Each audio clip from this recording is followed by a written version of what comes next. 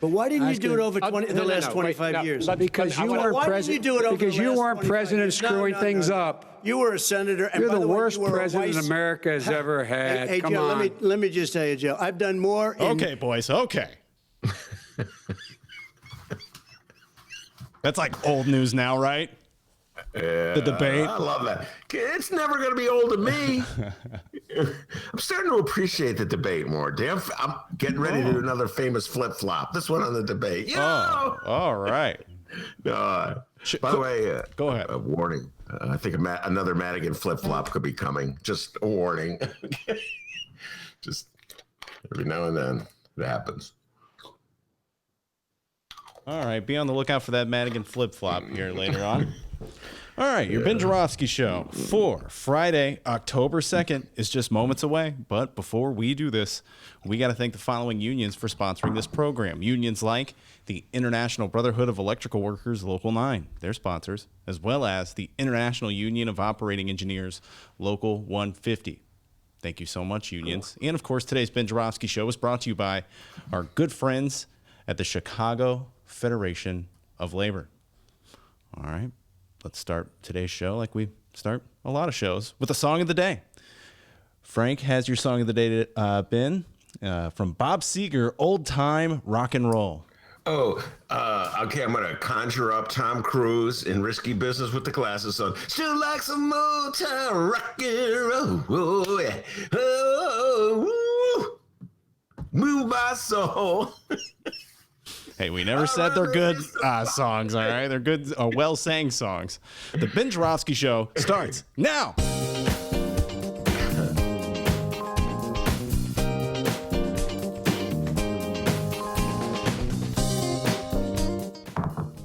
It is Friday, October 2nd, and live from my apartment in his attic, this is the Ben Joravsky Show.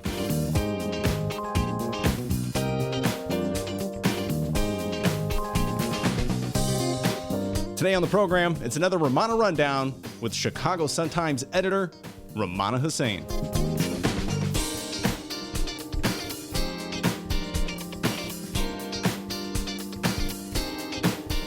And now your host. No, he is no Bob Seger.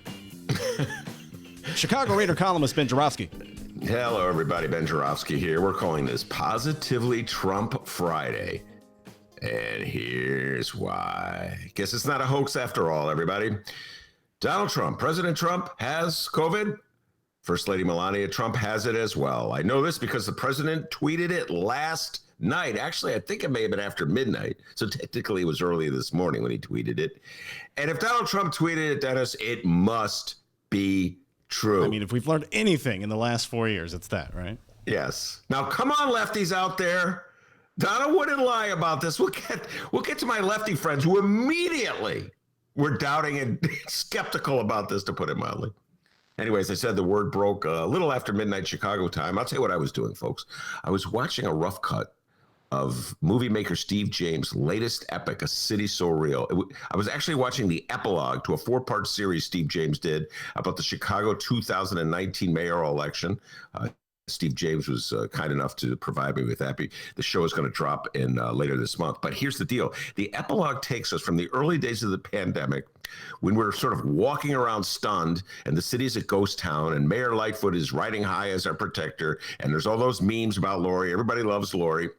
And then the movie goes through the George Floyd murder and the unrest and the battles in the street and Raylo cussing out Lori and Lori cussing out Raylo and loud, strident, angry voices everywhere. And I'm watching this and thinking, the world is coming to an end. This is what we've lived through. What else could happen? And bing! Up on my phone comes the breaking news about Donald Trump testing positive. And just like that, ladies and gentlemen, all the other news of the day was eclipsed. And among the other news getting eclipsed, I'll just read a few items. Governor Greg Abbott in Texas, closing drop-off locations throughout the state, a blatant, obvious, clear attempt at voter suppression to keep black people from voting and to benefit the Republicans. Come on, folks, we can see that. 2 Republican operatives charged with fraud in Michigan after they're caught allegedly setting robocalls to thousands of black voters in Detroit and the Detroit area, telling them that voting by mail is illegal and it could result in jail time. Another blatant attempt at voter suppression.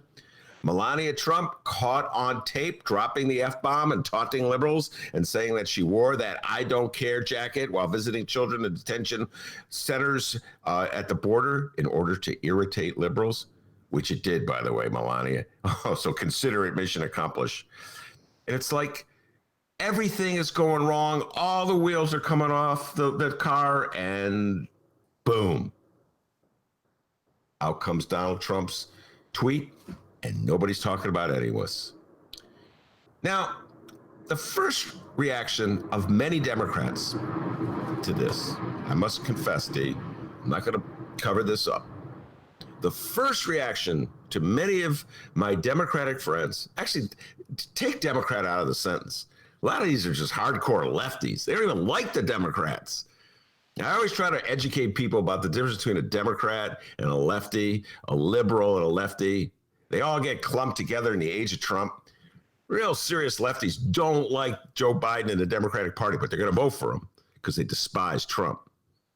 But anyway, so a lot of my lefty friends are like, yeah, this is Donald Trump reaping what he sowed. And, you know, it's an interesting point. Donald Trump has been alternating between saying he takes the pandemic seriously and saying it's not to be taken seriously, saying it's real and saying it's a hoax. He's alternated between saying we should wear masks and making fun of people who do wear masks. He just got finished making fun of Joe Biden at Tuesday's debate for wearing a mask too much. He all but called Joe Biden a wimp, bragged that his rallies were bigger than Joe's rallies, said that no one wanted to go to Joe's rallies. It was like pandemic taunting. And then he followed that up by going on a rally to Minnesota just to let everybody know where he stands. So I got a feeling that there's something to the fact that Republicans have this notion in the back of their minds that only Democrats get the virus, that it only hits Black people or Latino people or people who live in big cities. It's almost like they think if you're voting for Trump, you're not going to get it, which is a really weird thing to think that somehow or other the virus cares about your political persuasion. And that's why they gather in big rallies with not a mask in sight to cheer on Trump. And now Trump has it. Immediately, by the way, my lefty friends, another batch of lefty friends, were skeptical. This is a different group than the ones who said he got what he deserves. This is a group that says they don't think he really has it. They said, he's doing it to make us feel sorry for him. And I got to say, to this, I say that. I say this. To that, I say this, excuse me. Come on, guys. That's really low. First of all, President Trump doesn't care if you feel sorry for him. Second of all, it's not very macho-like. Personally, I do not believe my lefty friends who say that Donald Trump is making this up. Personally, I think that would be a level of coordination that is beyond anything Trump could pull off. Personally, I think that talk like that lands in conspiracy country. You should play that music. You play that eerie, weird music. Ooh. Now, there's another theory out there, and this is a theory from my wrestling friends. I think you know who my wrestling friend is. And this is a theory.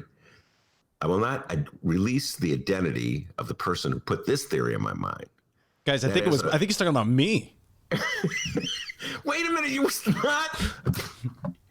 Hold on, bag. You talking about me? That's the cat in the bag. You weren't supposed to reveal that, okay? Okay? Oh, okay, so it is me. All right. Anyway, I wasn't thinking this until a certain someone, I'll just give you a hint. His first name begins with a D.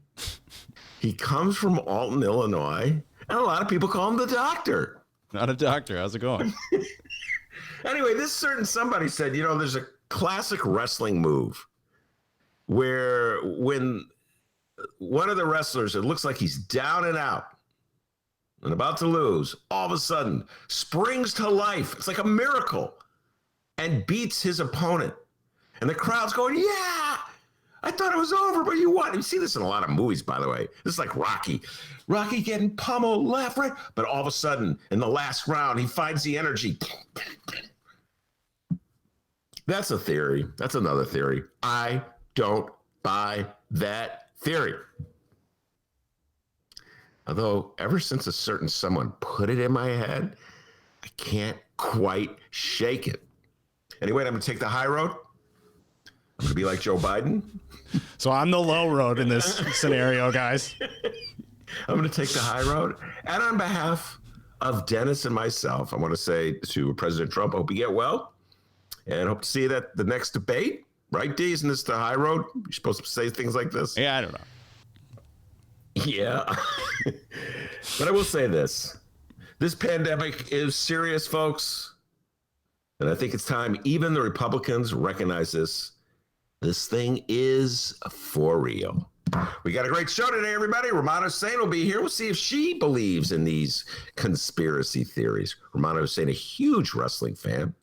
And we'll see if she buys this theory, which is certain someone who I will not reveal, but his first initial is D, and he comes from Alton. All right, they're just suggestions. I'm not really convinced that's what's going on. It's just, No, but you put it in my brain. It's fun to think about, right? I know. Ever since you did that, I've been texting people. Like, do you think this could possibly be fake? Yeah. I mean, people are going, come on, Ben, get real. Yeah, give you the mic for 2 more minutes, and I'm going to be Alex Jones by the time my news starts here. Wonder what Alex Jones' take is on this. Anyway, plenty of political talk ahead, but before we do that, the young man from Alton, the man that Alex Jones calls the doctor with the news. Hey, guys, how's it going? I'm Alex Jones. I'm Dennis. I'm Dennis. All right, it's the second day of the 10th month of the absolute batshit craziest year known to all mankind. Hey, let's find out what's happening in Chicago and or Illinois this afternoon. Let's see what we got here. No public events listed for our Chicago mayor. Good afternoon, everyone. Oh, hey, good afternoon, Mayor. Took a while, Mayor. Like, with the cat get your tongue? Yeah, she was drinking water, that thing you do. And hold on 1 second. Oh, there we go. Yeah. See, you can relate. That's what Mayor Lightfoot was doing. Go ahead, D. And no public event scheduled for the Illinois governor. I'm not a perfect person. We haven't played that one in a while. We do have another update on Madigan Gate. The time utility giants Commonwealth Edison admitted to arranging jobs, contracts, and payoffs to the associates of Mike Madigan. We have more candidate campaign ads from the 13th congressional district race. Oh, and Donald Trump tested positive for COVID-19. But let's begin with the news out of Chicago. We'll probably do our Madigan Gate update after Rummana Hussain, and we'll try to pepper in some Trump COVID news as we do the local news. Ben, you've been killing it on the sound effects as of late. Do we have any sound effects for peppering in some news? Any pepper? Well, let's hear it. Pepper? Well, first of all, it's the pepper. You could do the peppercorn. All right. And then here's the peppering on the food. Oh, it's quiet. It's more like salt than pepper. Okay. And then here's eating it. Too much pepper. Well, I got so many sound effects. I know. When we get to the national news, I'll let you choose which pepper you're going to use. But let's add that to the list now. We have cat out of the bag. Can we hear that?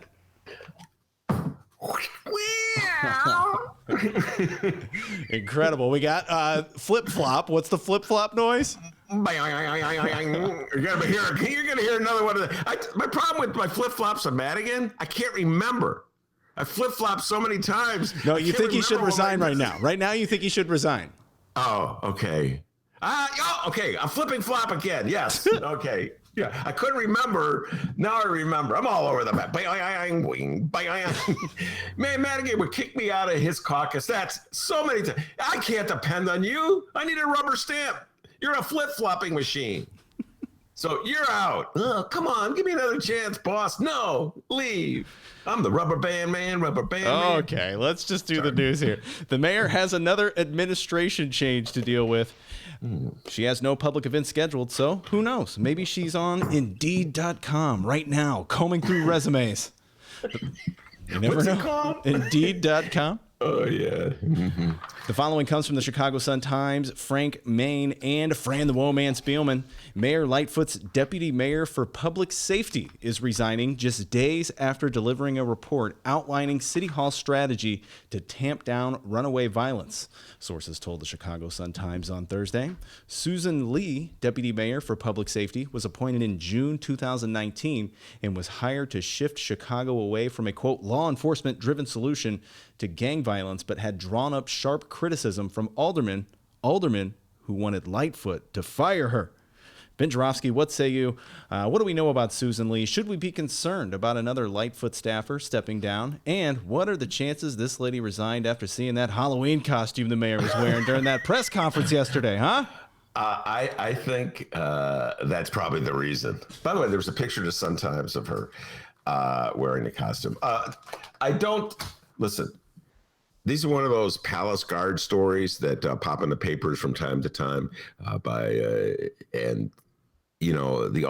reality is this: it doesn't really matter.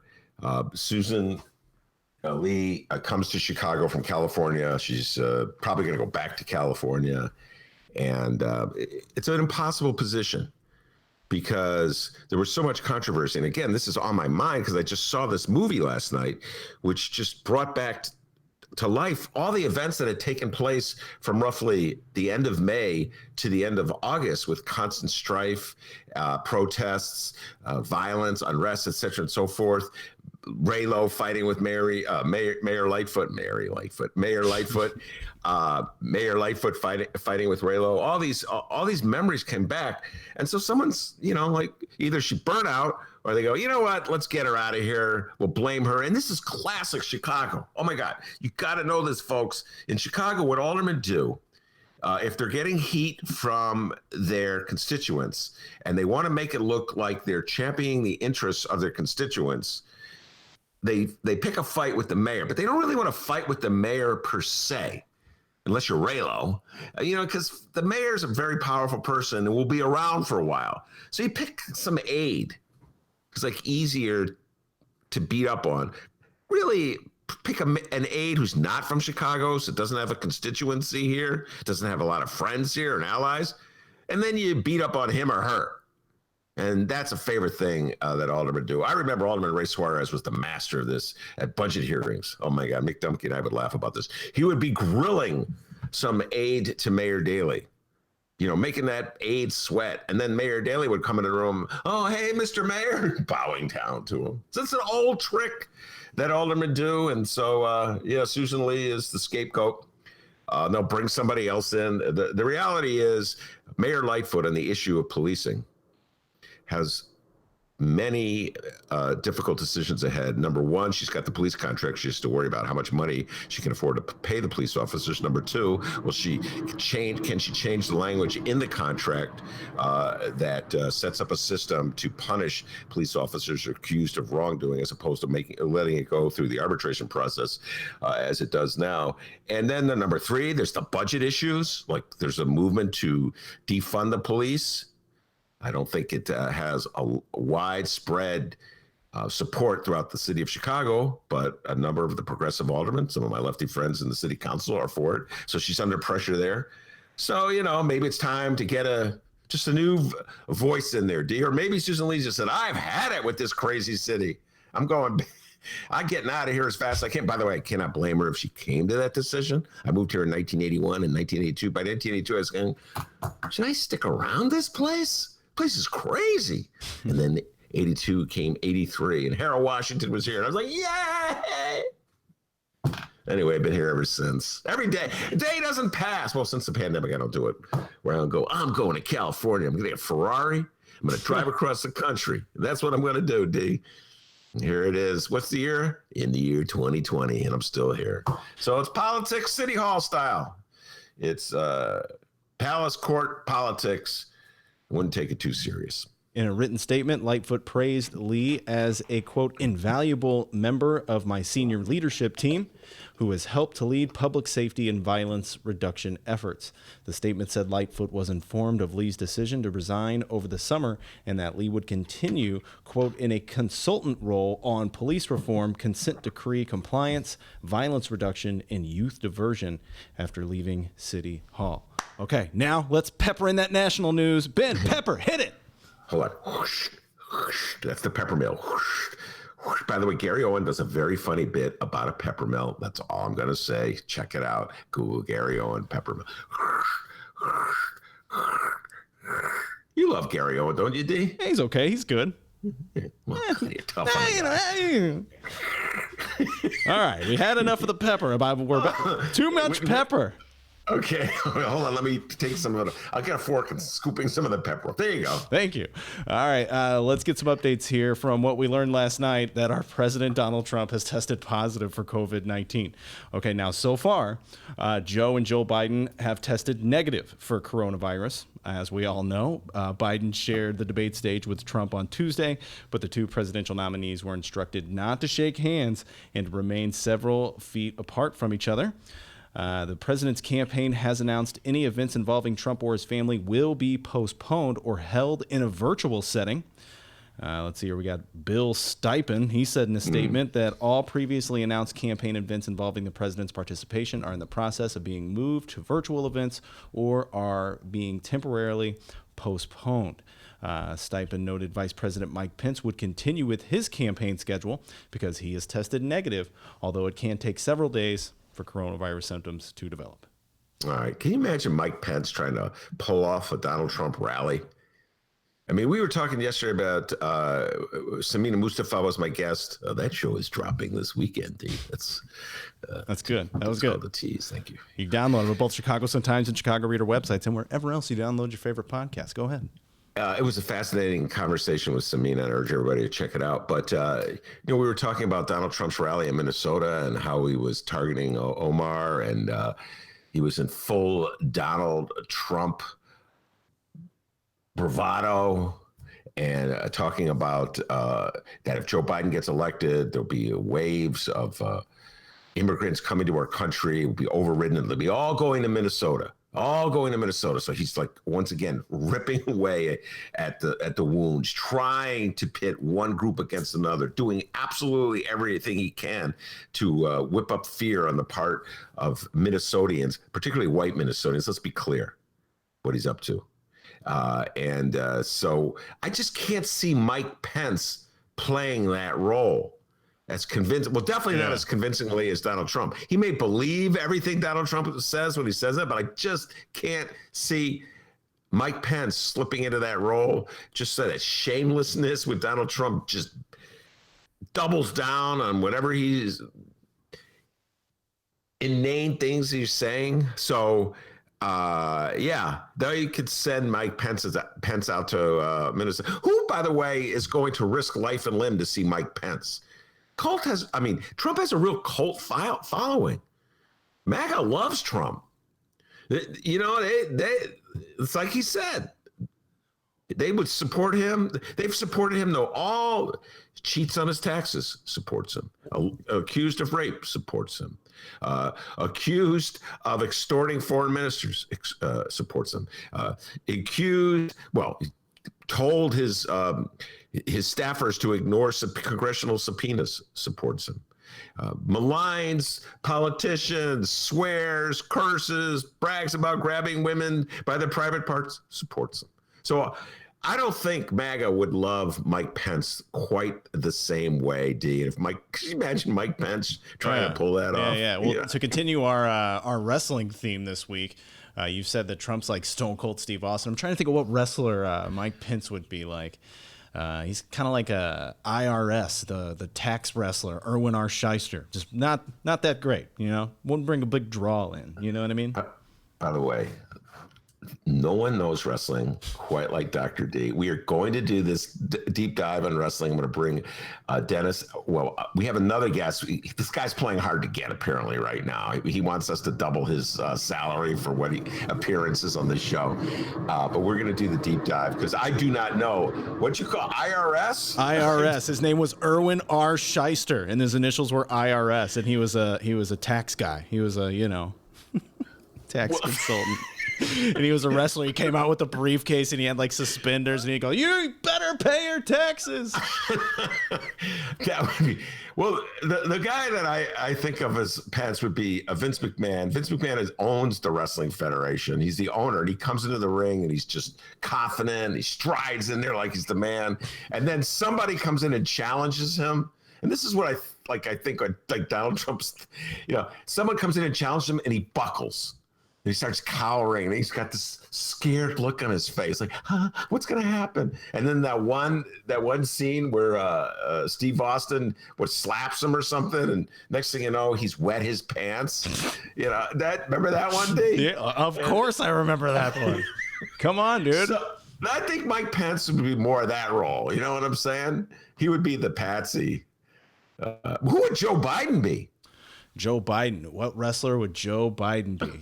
I got to think about that. I'll have an answer after the news here, but let's get back to the local news. Oh, sorry. Yeah, come on. The magic number is 32. We're now 32 days away from Election Day, and thanks to this damn dirty coronavirus, we've been wondering how many people will be showing up to the polls this election season. Well, as opposed to voting by mail and staying completely the hell away from everyone. Our host, Ben Joravsky, let it be known a long time ago. He's going to be voting in the polls. By the way, Ben, we haven't flip-flopped on that one yet, have we? Absolutely. I'm going to get into this. I got to read something from Babs that he put on my, I'm calling up. Damn, going onto my phone, little millennial thing here. Oh, my goodness. While I'm talking to you, I'm going onto my phone. Well, yeah. Early voting began on Thursday in Chicago, and if Thursday's voter turnout is any indication, and, well, Ben, I'm not sure if you're going to be excited to hear this or not, you'll have plenty of company at the polls in November. The following comes from the Chicago Sun-Times and the dude, Mitch Dudek. The line, that's his name now. Dude, do you know him? Did you ever meet him? I don't know him. Maybe. I don't know. Maybe I saw him in the cafeteria or something. I don't know. I miss you, Mitch. All right. The line outside a polling place in the Loop on Thursday, the city's first day of early voting, stretched for 3 blocks and was filled with eager people. And don't worry, we will have quotes from those eager people, including quotes from our former Chicago mayor. I just biked around Lake Michigan. Oh, God. Nearly 1,000 miles. Did you see anybody and talk about healthcare with him, Ron?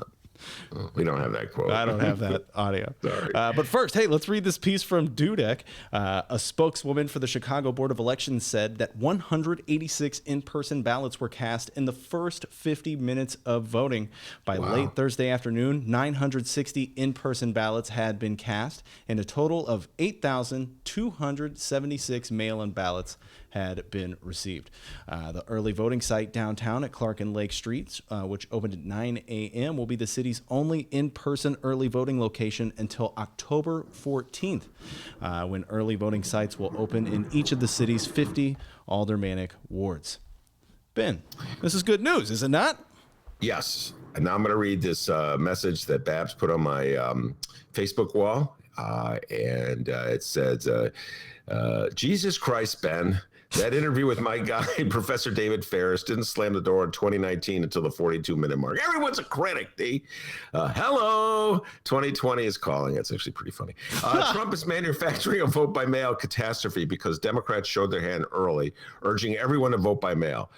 How about this for your bumper sticker? A vote by mail is a vote for Trump. I liken what the good professor was saying about our democratic institutions to what he was saying about RBG. She couldn't have known a thing had escalated to this point. Read a Republican coup. Let me put it this way. What is stopping Mitch McConnell, Trump Barr, and the Supremes from completely ignoring your girl, Nancy Pelosi? What was that, the Constitution? Hamana. And about your girl Pelosi and current Democratic Party leadership, what Professor is saying in his book is that they're guilty of malpractice and so forth. There's Bab's not the only person that's been reaching out to me to say, Ben, stop promoting vote by mail. And, it's so difficult because I have so many activist friends in the indivisible groups have been working so hard on this issue and working with state officials and elected officials to set up a system where people feel comfortable voting by mail, so they don't feel compelled to go to the voting booth, to the voting site, so they're not like putting themselves in jeopardy of getting the virus. And yet I feel like this counterattack coming, because I think Bab is absolutely correct. The Republican Party, once they saw that the Democratic strategy was to encourage a lot of people to vote by mail, the Republican Party has just been actively doing whatever they can to poison the notion of voting by mail. This is so obvious and so clear. The New York Times has been writing extensively about it, but it's gotten into the minds of people.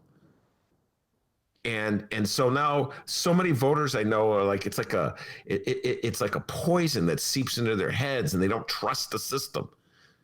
You know, they wonder if their vote will be counted. And I'm going to have Rose come on. She's coming on later this next week to talk about, answer any questions I have about vote by mail and how there's safeguards written into the system. I'm going to have an activist from Wisconsin coming on later today to do an interview about vote by mail and voting situations in Wisconsin, where the Republicans are openly engaging in voter suppression tactics.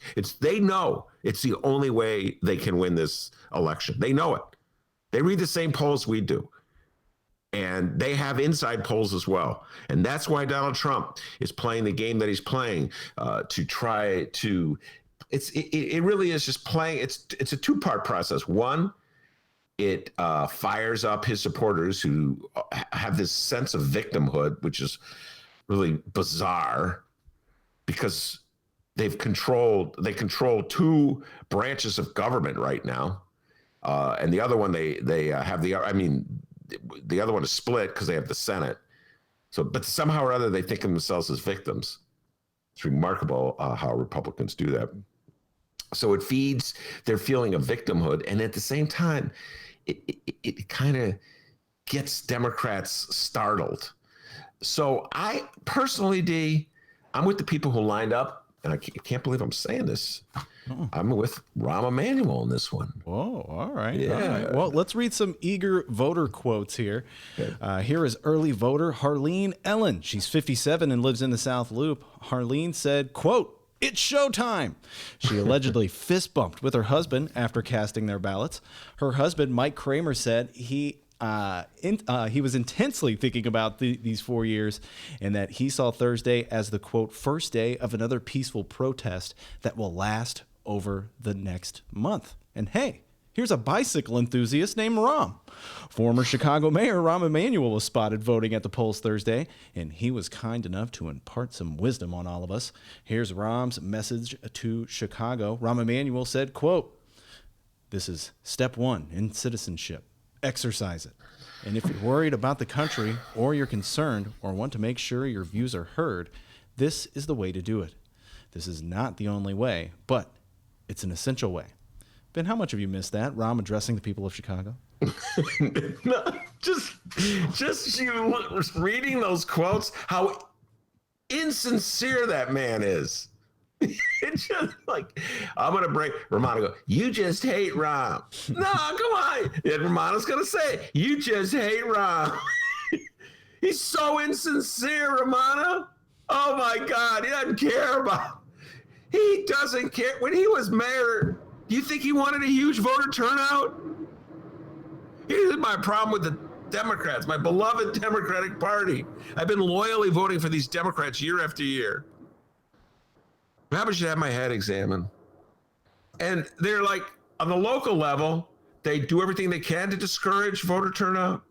They do whatever they can to discourage people from running. They're challenging.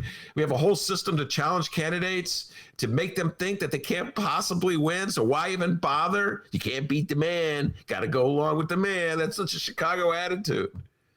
You know, so now, and then every 4 years, they want people to come out to vote for the Democrat. And they go, "It's an important ritual here. It's part of what makes democracy democracy. We must vote." God, it's dripping with insincerity. You didn't want people to vote 2015 when you're running for re-election. And if people actually voted in 2015, you would have lost. You want to feed a sense of hopelessness and you can't win. And this is exactly what Donald Trump is trying to do to Democrats. It gets in their heads. They're like, they don't know if they trust vote by mail. They don't know what to believe.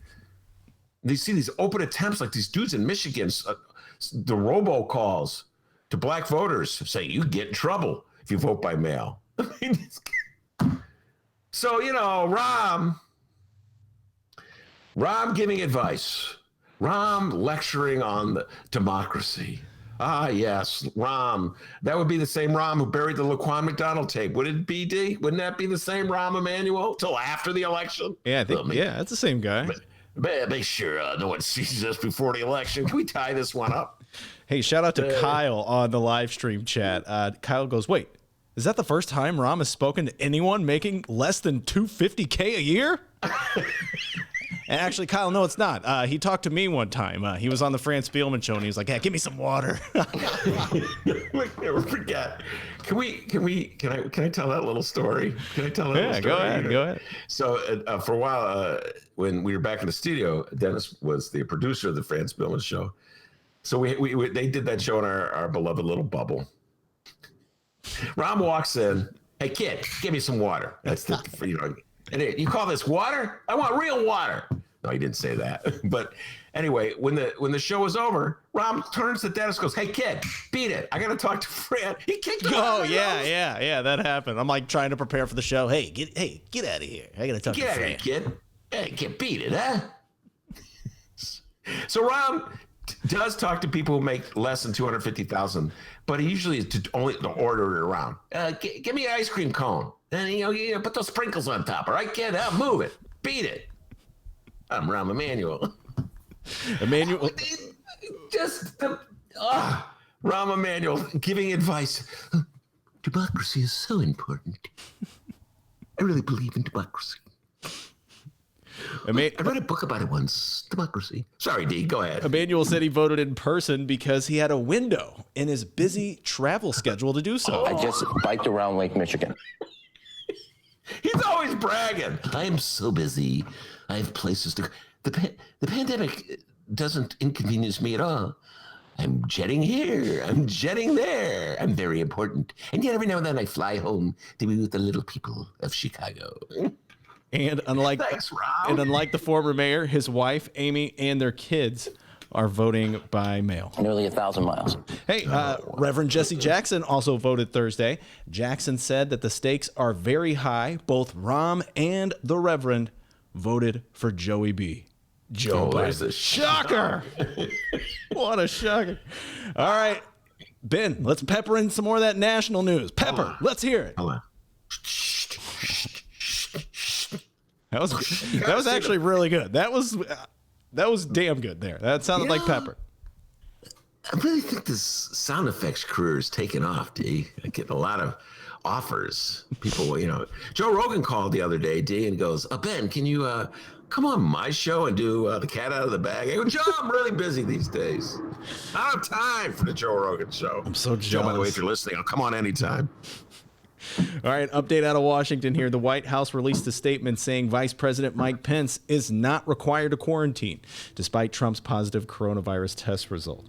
Here's a doctor, Dr. Jesse Chenau, saying, quote, earlier this morning under my care, Vice President Mike Pence tested negative for COVID-19. He says Vice President Mike Pence remains in good health and is free to go about his normal activities. All right, I'm about to say something that's going to get me in a lot of trouble. Okay. But I'm going to say it anyway. Hold on, D. Before I do it, I'm going to take a drink of water.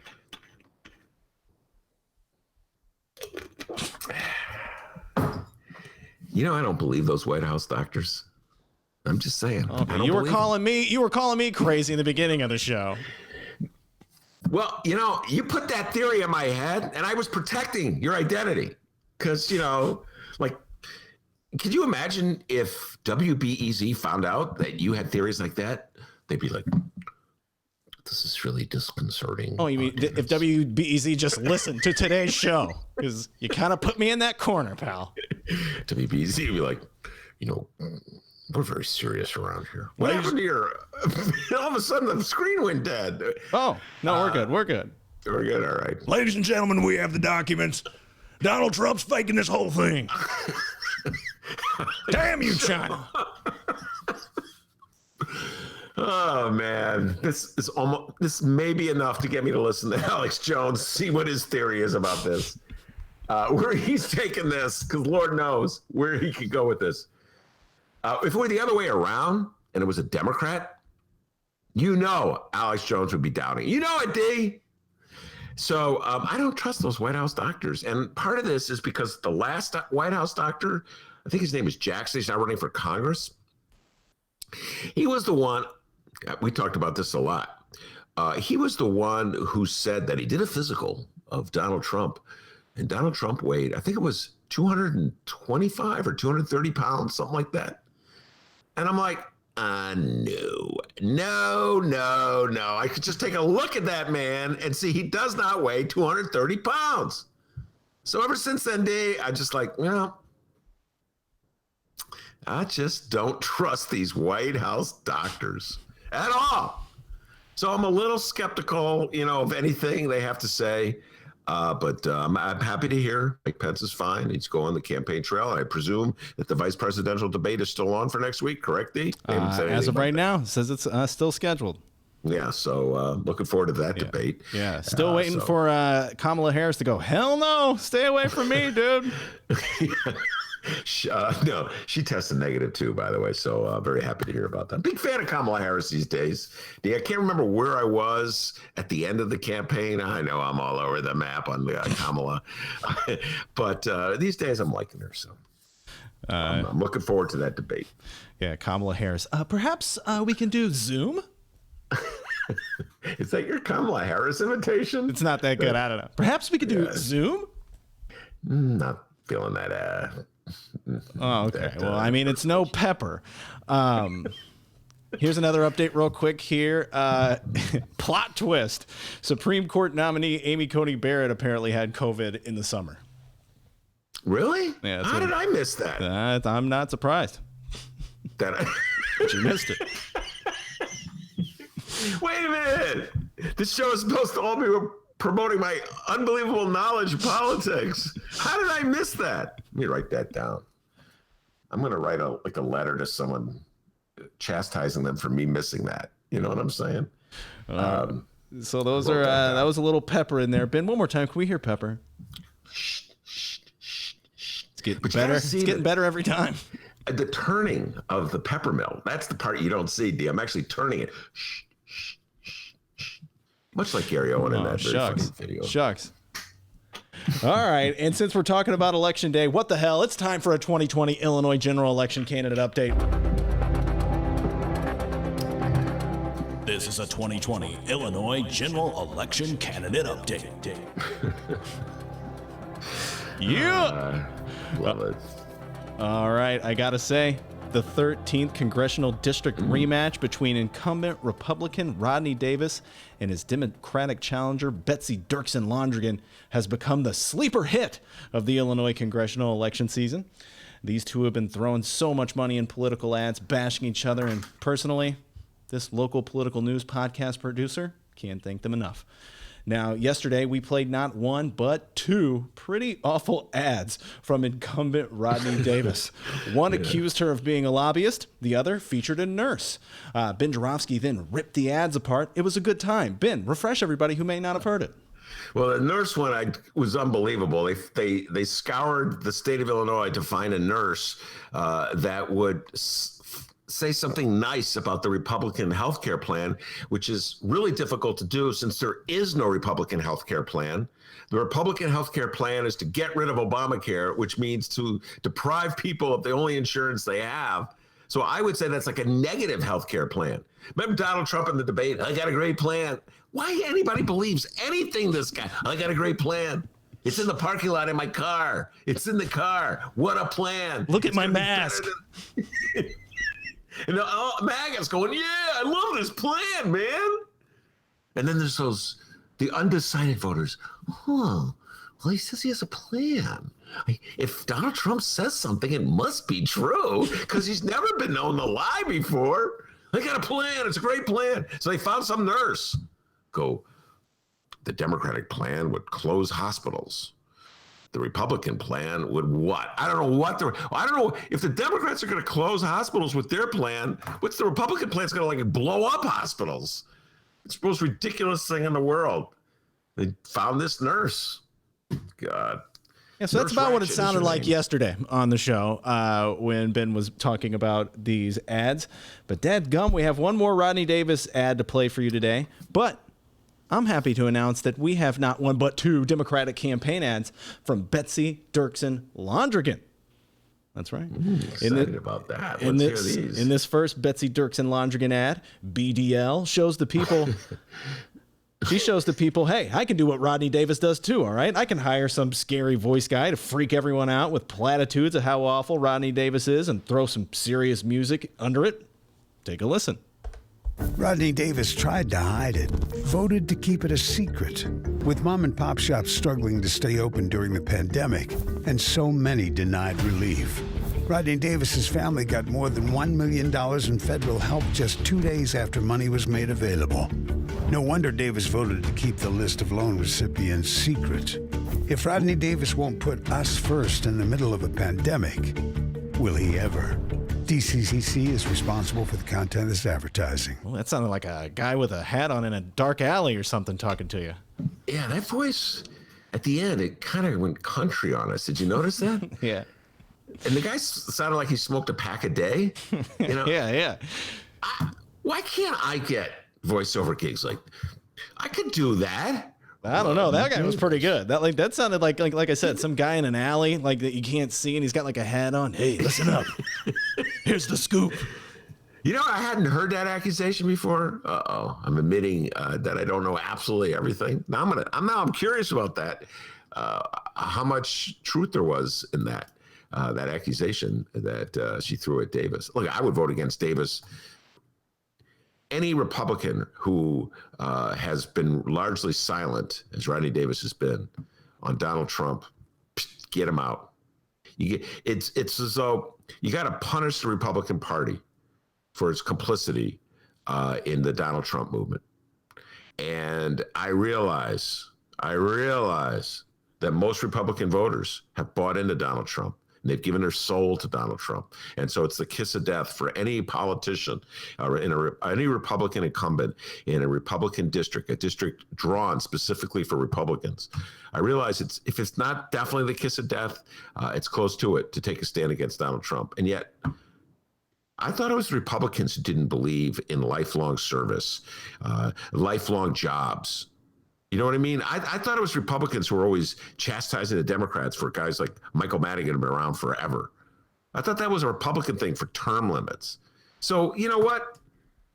It's not your office that's given to you for life. If you're Rodney Davis and you in your heart know that Donald Trump is a dangerous race-baiting demagogue who promotes white supremacy groups and that he's undermining our faith in all our democratic institutions, we all know he's doing that, then you should take a stand. You should say, you know what? Getting reelected is not worth selling out every principle I supposedly believe in. But no, he just wants to get reelected so he can go back to Congress and be a rubber stamp for Donald Trump. So he should be thrown out of office just for that. I can't think of any Republican right now, any Republican in the entire country who has warranted reelection with the possible exception of Mitt Romney. I'm going to give Mitt Romney the benefit of the doubt. He voted for impeachment. And John McCain showed some guts in the first couple of years of Trump's administration. But other than that, I can't think of any of them. The gentleman up in Michigan, he had to leave the party. Blanking on his name, he's a libertarian. He had to leave the party. He couldn't even stay in the party anymore.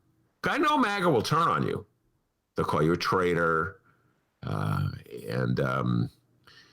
They'll try to kick you out of the party, but so what? Take a stand, see where it gets you.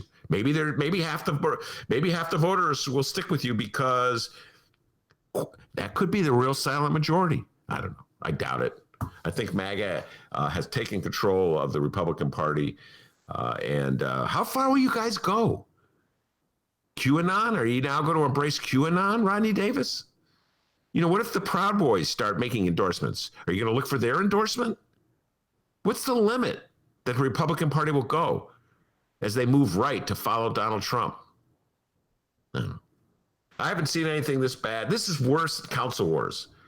Council wars in the city of Chicago when the Democratic aldermen lined up behind Verdoliak and Burke and opposed Harold Washington simply because they were afraid of offending their racist constituents. That was pretty offensive. I opened my eyes. Little young innocent Benny didn't realize what bigots lived in the city. Oh, can we all get along? In Evanston, everybody got along. Well, we got along better than this. So I was never the same after council wars. Really, after the 1983 mayoral election. But this Republican thing with Donald Trump goes far beyond that. So, D, I don't know if what old Smoky Voice said is true. I smoke a pack a day. But I'd vote Rodney Davis out. Just like that. Hey, who's that guy smoking over there in the corner? Rodney Davis tried to hide it, voted to keep it a secret. With mom and pop shop. Hey, put that cigarette out, buddy. That's the key. Dude, that's the key to future in voiceovers. Gotta have that smoky sound. Like the dude in The Big Lebowski. What's his name? The cowboy, Sam Elliott? Oh, Sam Elliott. Yeah. Oh, he's got the greatest voice.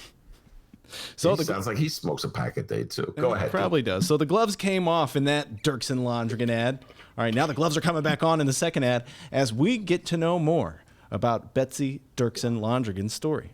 I'm Betsy Dirksen Londrigan, and I approve this message. I feel so blessed to be a lung cancer survivor for 6 years now. Without the Affordable Care Act, I wouldn't have had health care. Rodney Davis doesn't agree. He voted 11 times to repeal the Affordable Care Act, which would strip protections from people like me with pre-existing conditions. After staring death in the face, not much scares me. But Rodney Davis in Congress does. Give it an A. I love that commercial. Put it in his face. Yeah, he dragged that nurse out.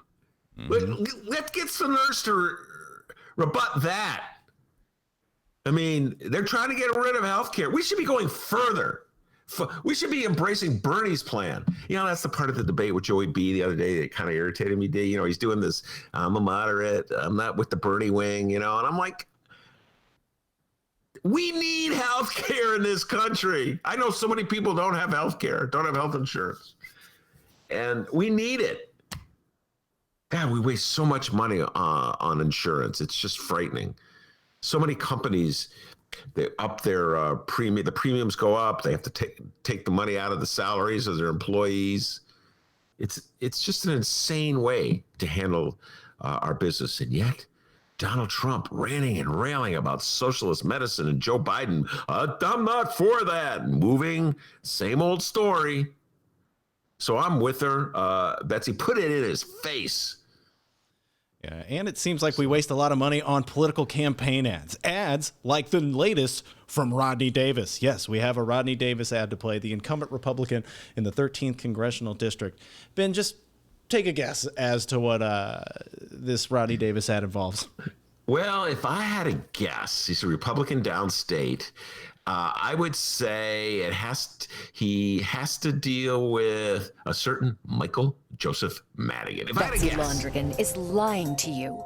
I have not taken any money from Speaker Madigan.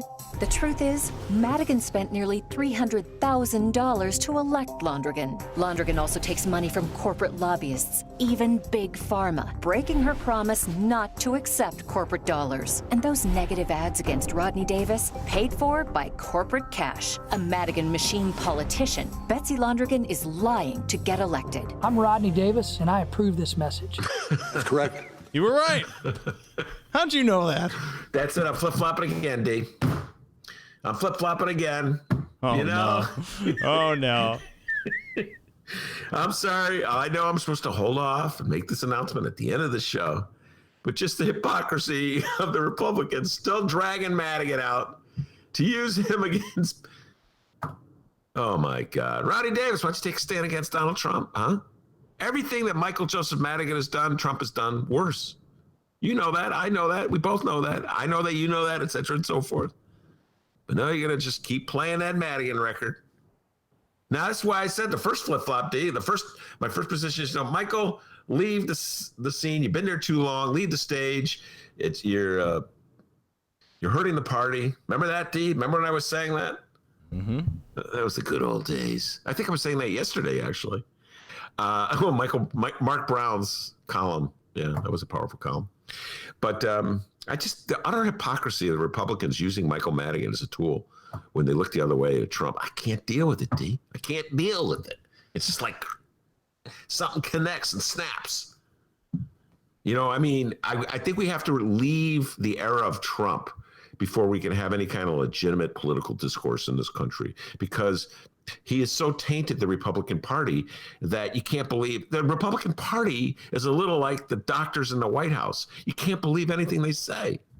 Doctor said, what do you eat, 225 pounds, D? Come on, man. To quote Joe Biden, come on, man. So what do I think of that ad? It's laughable that a Republican who supports Donald Trump would expect you to be horrified by Michael Joseph Madigan. Say what you will about Michael Joseph Madigan. He's never been accused of rape. Donald Trump is right now accused of rape. All right? So I know the bar is low. Have we flopped? Yes. All right, let's hear the noise. I had to remember, and it's really hard for me. I flipped and flopped so much on this issue, I can't remember. Could you imagine if I actually ran for office? No. He's flipped and flopped so many times. Yeah, folks, a little indecisive on this issue, okay? Oh, you guys know everything you're going to do all the time? Rodney Davis has never flipped and flopped at anything. One thing he hasn't flipped and flopped on is Donnie Trump. I love Donnie Trump. He should do an ad like that, D. Be honest. You're not giving the people what they want here. Can we hear the flip-flop noise? Oh, I'm sorry. Sorry, D. Hold on. You drink water. Oh, there we go. Make them wait. Make them wait. And that was a 2020 Illinois general election candidate update. That was a 2020 Illinois general election candidate update. And that is our local news for the day. Kyle on the live stream chat says, boy, Ben Joravsky's sound effects sure are spicy today. Yeah, I know. I must have got a lot of sleep last night. Apparently, you're on top of it today. Remember, you can find us on social media at Benny J Show, BENNY, the letter J Show, on Facebook, Instagram, and Twitter. You can send us an email, BennyJShow@gmail.com. Our friend Dragonslayer19 sent us an email. I sent that to Ben. We're going to be looking at all these emails over the weekend. And you can call the Ben Joravsky Show. It's true. We have a phone number, 708-658-4788. That number again, 708-658-4788. Leave the Ben Joravsky Show a voicemail. Don't be surprised if we don't answer.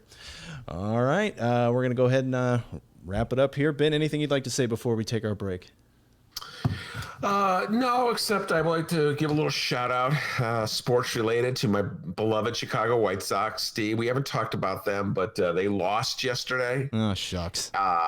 No, nobody follows the White Sox except for me. And so their season ended. They lost to the Oakland A's. They blew a lead. It was a disappointing end, a season that had so much promise. And yet, there were some moments during August when things were really sour and down.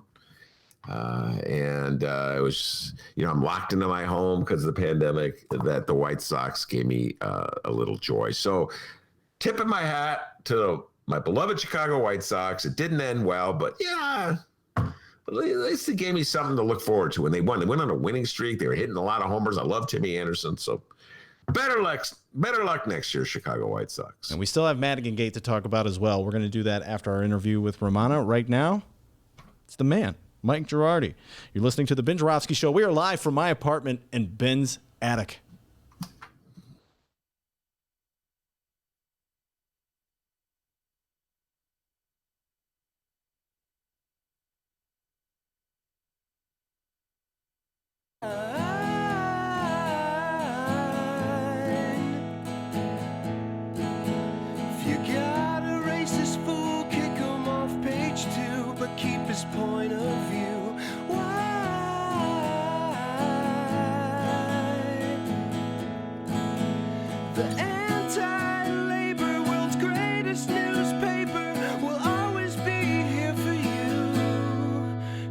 come on.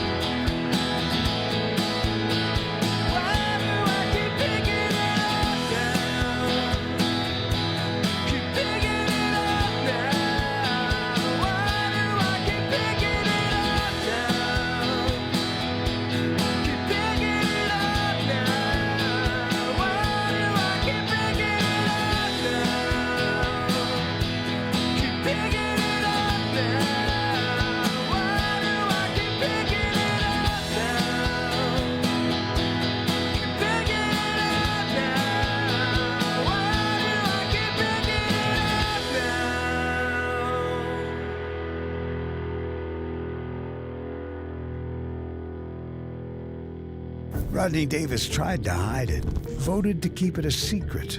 With mom and pop shops struggling to stay open during the pandemic, and so many denied relief.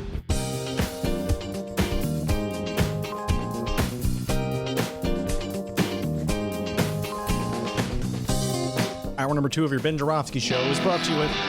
Hour number 2 of your Ben Joravsky Show is brought to you in part by the International Brotherhood of Electrical Workers, Local 9, the International Union of Operating Engineers, Local 150, and our good friends at the Chicago Federation of Labor. Benny J, take it away. Every Friday, Rummana Hussain joins us, Chicago Sun-Times columnist, editor. And Rummana, welcome back to the show. Hi, how are you guys? Doing very well today, and safe and sound in our little huts. I'm in my attic. Dennis is in his apartment. You're in your home in Chicago. And Donald Trump apparently has COVID-19. I say apparently because I am so brainwashed by Donald Trump. I admit he's messed with my mind so many times on so many levels by lying constantly that I'm not quite sure how to deal with this. Rummana Hussain, I'm looking to you for guidance and counsel on this one. Should I believe the White House when they say he has COVID? Could this be something diabolical that he has devised? You know, just because Donald Trump says something, I tend to doubt it? Can you help? And can you blame me for saying that, Rummana? I mean, he's been known to lie from time to time. Well, the interesting thing is I've been seeing a lot of tweets that kind of capture your sentiment, where a lot of people are skeptical about whether he has it and that he's trying, Boris Johnson, a lot of British reporters or people who are from England on Twitter are pointing out that Boris Johnson, for a little while, his popularity spiked after he was diagnosed with COVID. Nationalism sort of kind of got a little more exaggerated. But I just saw a tweet right before the show that kind of captures the way you feel. And it was a reporter who said that the fact that so many people are wondering if Donald Trump actually does have COVID shows you the distrust that they have of anything that comes out of his mouth.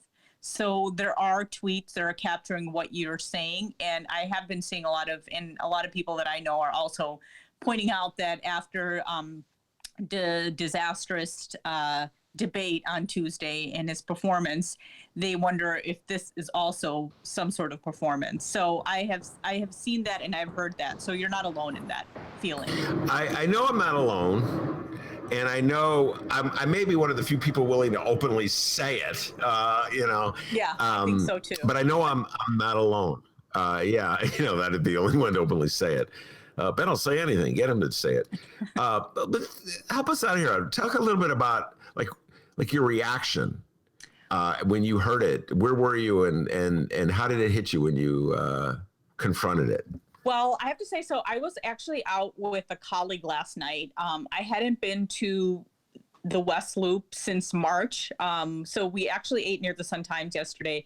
And I saw my phone, an alert, and I saw something about Hope Hicks, but I didn't really pay attention to it. I usually do look at my phone when I'm out with people, but at some point we're just talking and engrossed in conversation. I saw something about Hope Hicks, and then I had to go to the bathroom before he left, and she was going to give me a ride to my car. And then I looked at my alert, and it said that Donald Trump and Melania are going to get tested after Hope Hicks tested positive. And then I saw it, and I was just like, no big surprise there. And then came home. We just got a new kitten because sadly we had to put one of our cats down about 2 weeks ago. So we had a new kitten, and our existing cat was very upset. So my husband Mick and I have been dealing with that. So there was a lot of drama. So I didn't really get a chance to talk to Mick. But as soon as we got into bed and everything kind of calmed down, I got a text from my friend, and it said Trump has COVID. And then my sister-in-law texted, this is like around midnight, I want to say, or maybe a few minutes before midnight. And then she said, Trump has COVID, ! And then I jumped onto Twitter right afterwards. I didn't see any sort of alert. I didn't see any sort of chatter. And then I asked my sister-in-law, how do you find out? And she goes, he literally just tweeted it like 4 minutes ago. And then as soon as I saw it, I was like, oh my God. And I told Mick, and I saw the tweet. And I sent the tweet to our copy editors, because this is like around midnight. Our evening editor had left. So I was, all like, I was like, oh my God. And, so it was definitely newsworthy, but I also think not surprising. So Donald Trump has it, as well as Melania. And my younger sister pointed out that maybe there's a silver lining in this, and it shows you that Melania and Donald are actually sleeping in the same bed. That's what she was saying. So I don't know. I think a lot of people were reacting, wow. And I know you said that you stayed up till 3 a.m., maybe trying to process it or talking with other people, but it was definitely the talker. And, my friend, I'm not a morning person. I'm probably like you. I actually, midnight is very early for me. And ever since I got married, Mick, who's a morning person, I do go to sleep by midnight, which is early for me. So I was out by 12:30. So, I texted a few of my friends who were up, but some of my friends who are on our threads are early. They go to bed early. And so when I woke up, I had like 68 text messages, from people going, oh my God, whoa. And then, everybody's putting in their, 10 cents. And I have to admit that there are some of my friends who said that they hope he gets very ill with the coronavirus. So it was a range of emotions, I think. Well, to that last point, friends who are just jubilant, and I will not. I'm just not going to go there, just for a lot of reasons. but I know, oh my goodness, so many people who were openly jubilant on Facebook, with texts flying back and forth. And this is where we are right now, obviously, as a country. And Joe Biden puts out his message that I'm praying for Donald Trump, and immediately all my lefty friends are like, they don't believe Joe Biden for 1 minute is praying for Donald Trump. I don't know, maybe he is. I know, it's like, so the friend who sent me the first alert about Trump, the first one to tell me about Trump, he goes, just because you're a journalist, don't fall into that, well wishes. I'm like, I don't think any of my friends are sending him well wishes. I'm not going to send him well wishes. I don't do that usually with any politician. But there were some people like saying like, oh, he doesn't deserve any sympathy. That's definitely going around. And so I don't know. It's I think people, I don't know if you saw where there was an event where they're thinking that's where it spread, right? Where the new Supreme Court Justice nominee, they had an event for her on the White House lawn, I would say, or just at the White House. So they, I don't know if you saw what, but everybody's kind of hugging and shaking hands. There's nobody wearing masks. And not to say that I haven't been outside and haven't worn masks and gatherings, but I'm not really hugging my friends or shaking hands, and we do try to maintain a distance. So that was something that a lot of people are sharing on Twitter. That's what I've been seeing the last few minutes too. Well, okay, there's a couple issues. One is his utter disregard for protocol in terms of the virus. Let's put that aside and deal with the first issue of how people are responding. We are supposed to, as members of the press, and even I'm a member of the alternative press, so we're supposed to play by certain standards. And one set of standard is that when you hear someone is sick, you're supposed to say condolences, and I hope you get better. And prayers. Prayers. That's just what you're supposed to do. Yeah. And Donald Trump has never played by the standards. He's never played by the rules. We're going to talk about this. In the debate, he immediately broke all the rules of the debate. We just saw this Tuesday. He's like, rules don't apply to Donald Trump. And Donald Trump has never played by the rules. He insults people. He makes fun of people. When they're down, he kicks them. And he stirs up hatred against whole groups of people. We've talked about this many times in the show. His assault on people, Muslims, Mexicans coming across the border.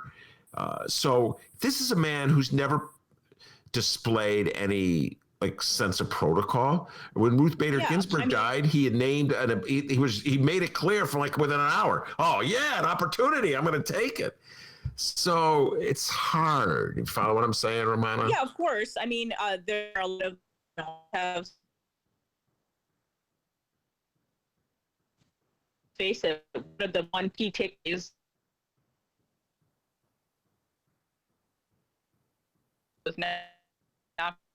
he doesn't denounce things that most people would think that a president would denounce. So, yeah, it's interesting. I mean, I know a lot of people are saying he's a human being. Nobody should wish ill on anyone. But I think, I'm not saying me personally, but I think the sentiment from a lot of people who have problems with him is he doesn't care about anyone else. And of all the people to get sick, people, they feel like he's the least person they care about, or have least amount of concern if he gets sick.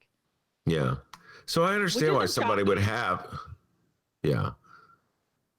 No, I'm not at all surprised. But I still, all these years in the business, I follow the protocol. So I'm going to follow it. Even I feel like I could hear that Michelle Obama quote, when they go low, we go high. And I really struggle with that one. I didn't like it in 2016 when she said it, because I wanted the Democrats to fight harder.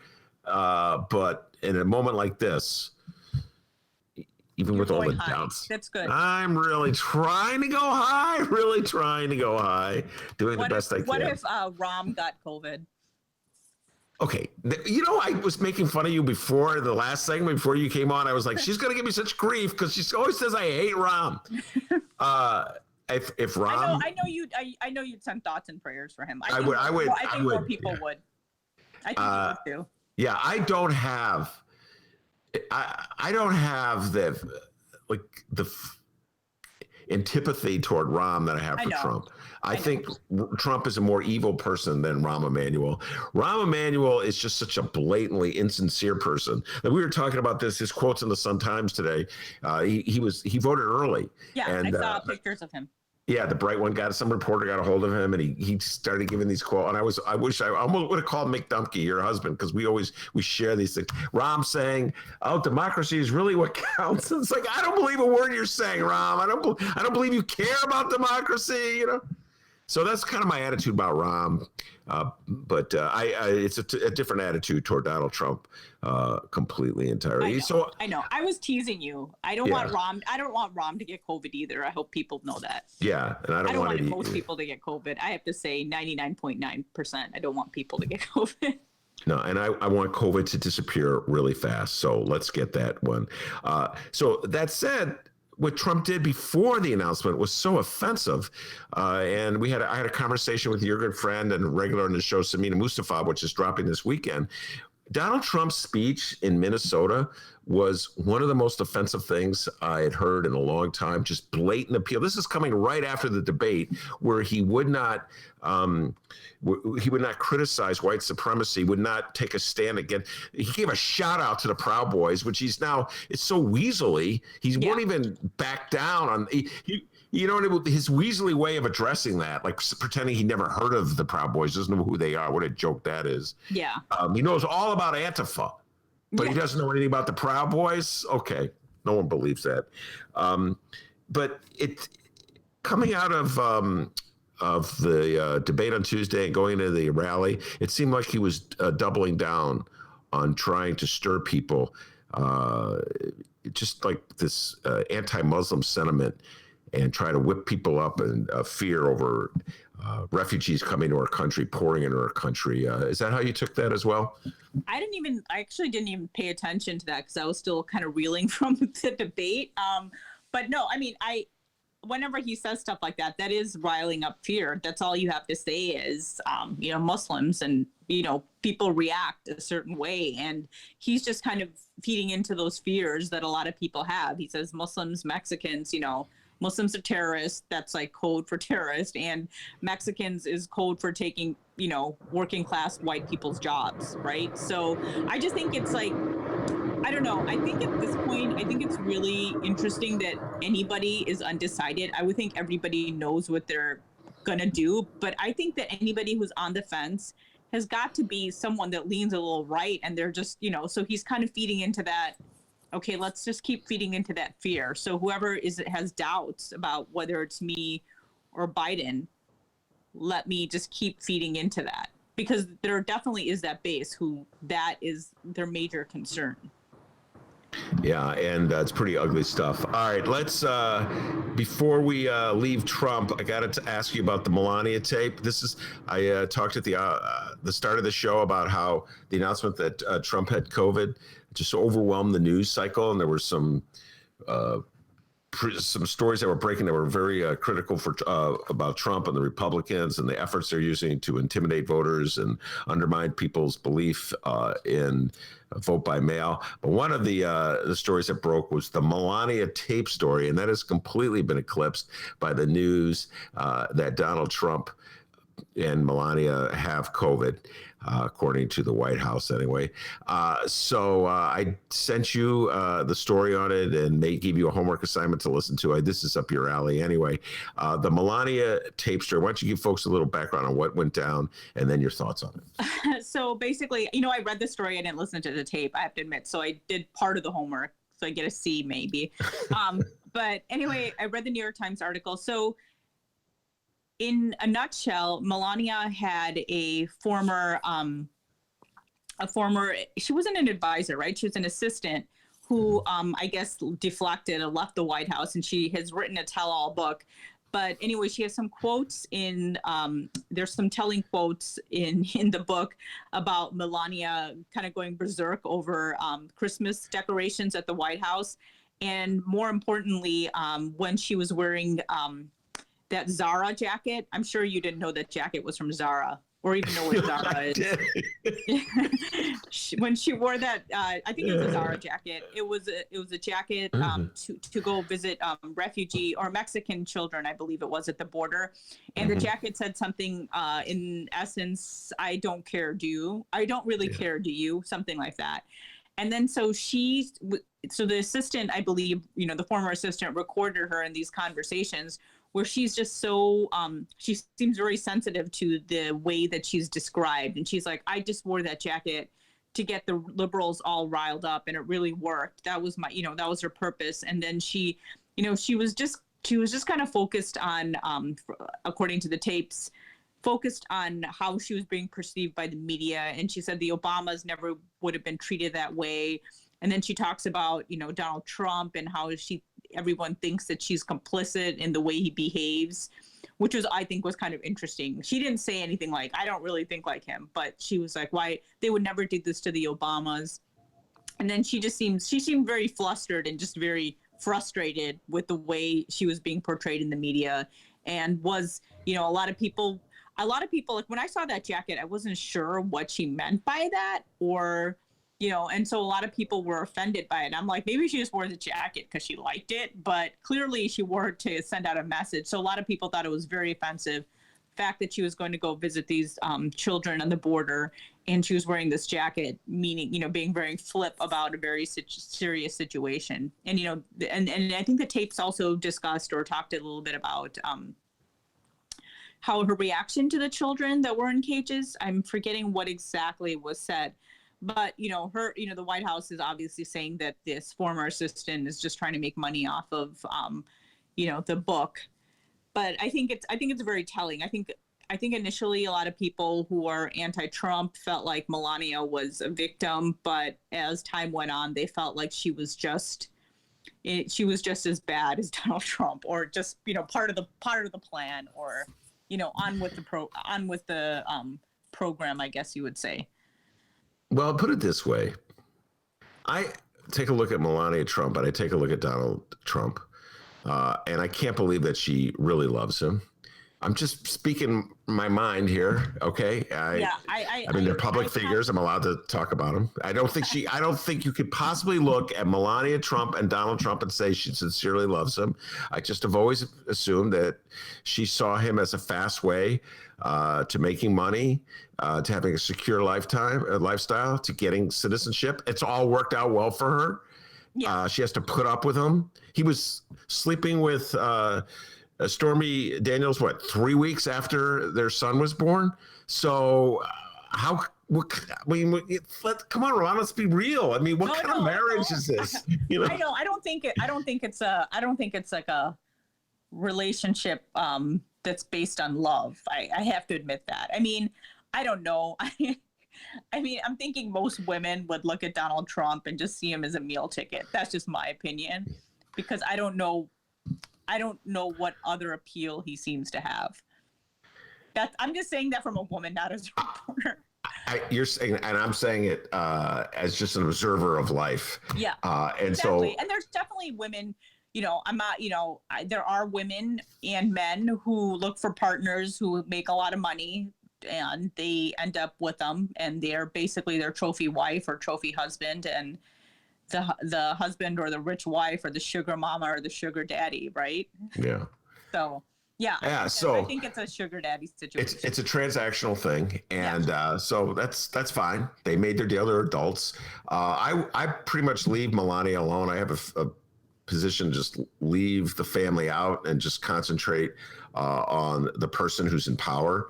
It's a little harder to do, like with the Clintons, because it's hard to leave Bill Clinton. And we talked about this, how I turned on Clinton. I'm very critical of Bill Clinton. So it's hard for me not to judge Hillary Clinton by Bill Clinton, because she stayed with him for so long. And I don't know, maybe it's a little different. I don't know. With Melania, she said stuff about, she spewed stuff about Barack Obama and, her birther theories as well on TV. So I don't know. I don't think she's exempt from criticism. I think children, I don't know if Trump's adult children who are, in his in positions of power, they deserve to be criticized. Barron, on the other hand, I think is somebody that Off you should limits. really attack. Yeah, off Absolutely. limits. I don't think Melania's off limits though. No, but I kind of, this is weird coming from me, but I kind of, like, part of me felt sorry for her for a while because she had to deal with this guy.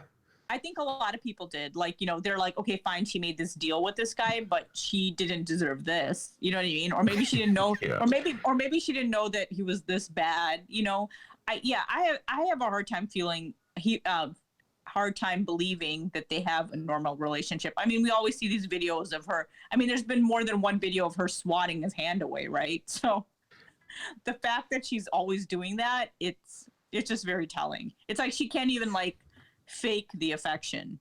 It's that bad.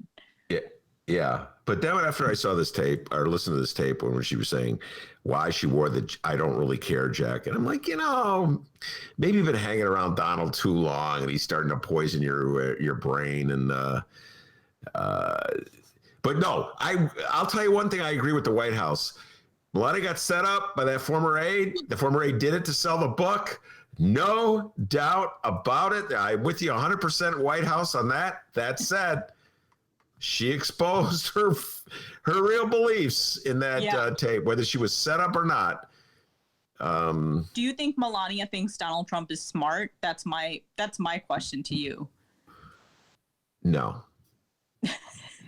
Because I'm just thinking, I mean, Mick and I disagree on a lot of things, but I'm like, you know, I'll give it to him that he's smart, right?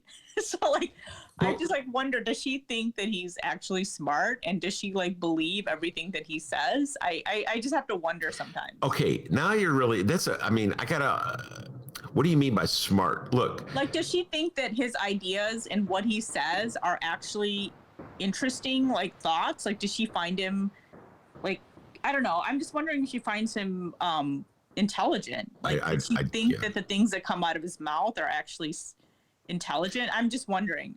I don't know. That's a good point. I mean, Donald Trump, in my opinion, is a very cunning person. He's shamelessly willful, and he senses another person's weakness, and he goes right at it. We saw this in the debate. He has no restraint. No sense of propriety, does not care about other people's feelings whatsoever.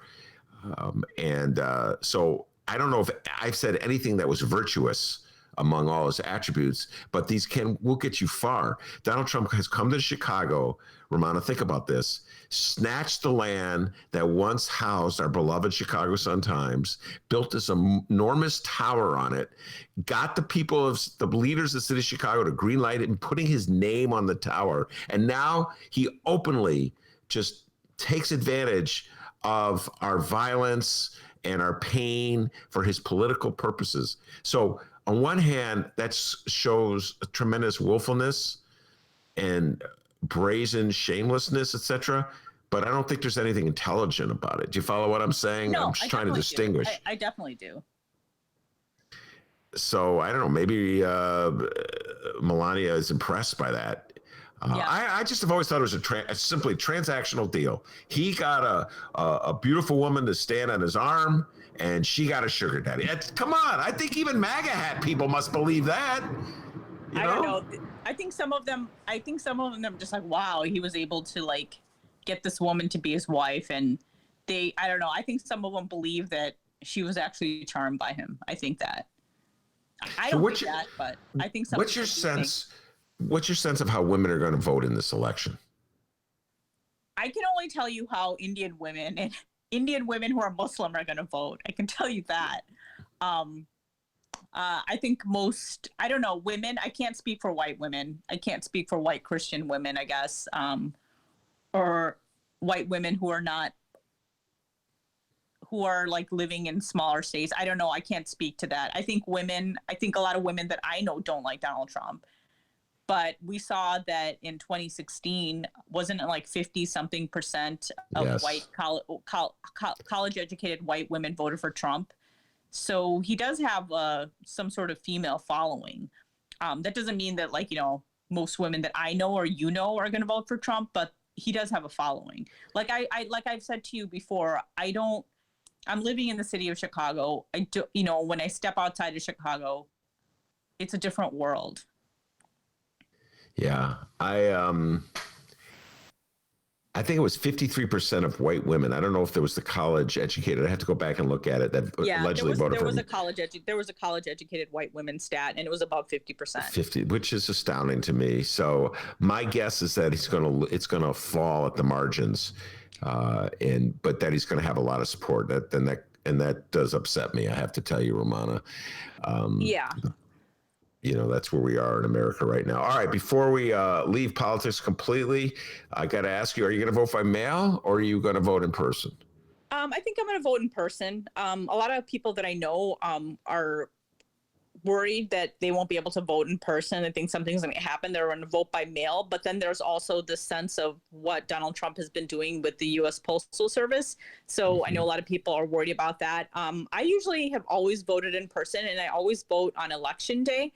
But I think this year, Mick was suggesting that we go and vote a little early this year, just in case something happens on Election Day. So I'm going to go in person and vote a few weeks early. And I did that in the March elections. And that was it was right when the pandemic, started. It was maybe 2 days before my office told us that we're all going to be in the be inside. But we literally went, and it was a turnout. The sad thing is voter turnout is usually so low. It wasn't packed in our precinct. We went on Election Day, and I don't even know if we had masks on.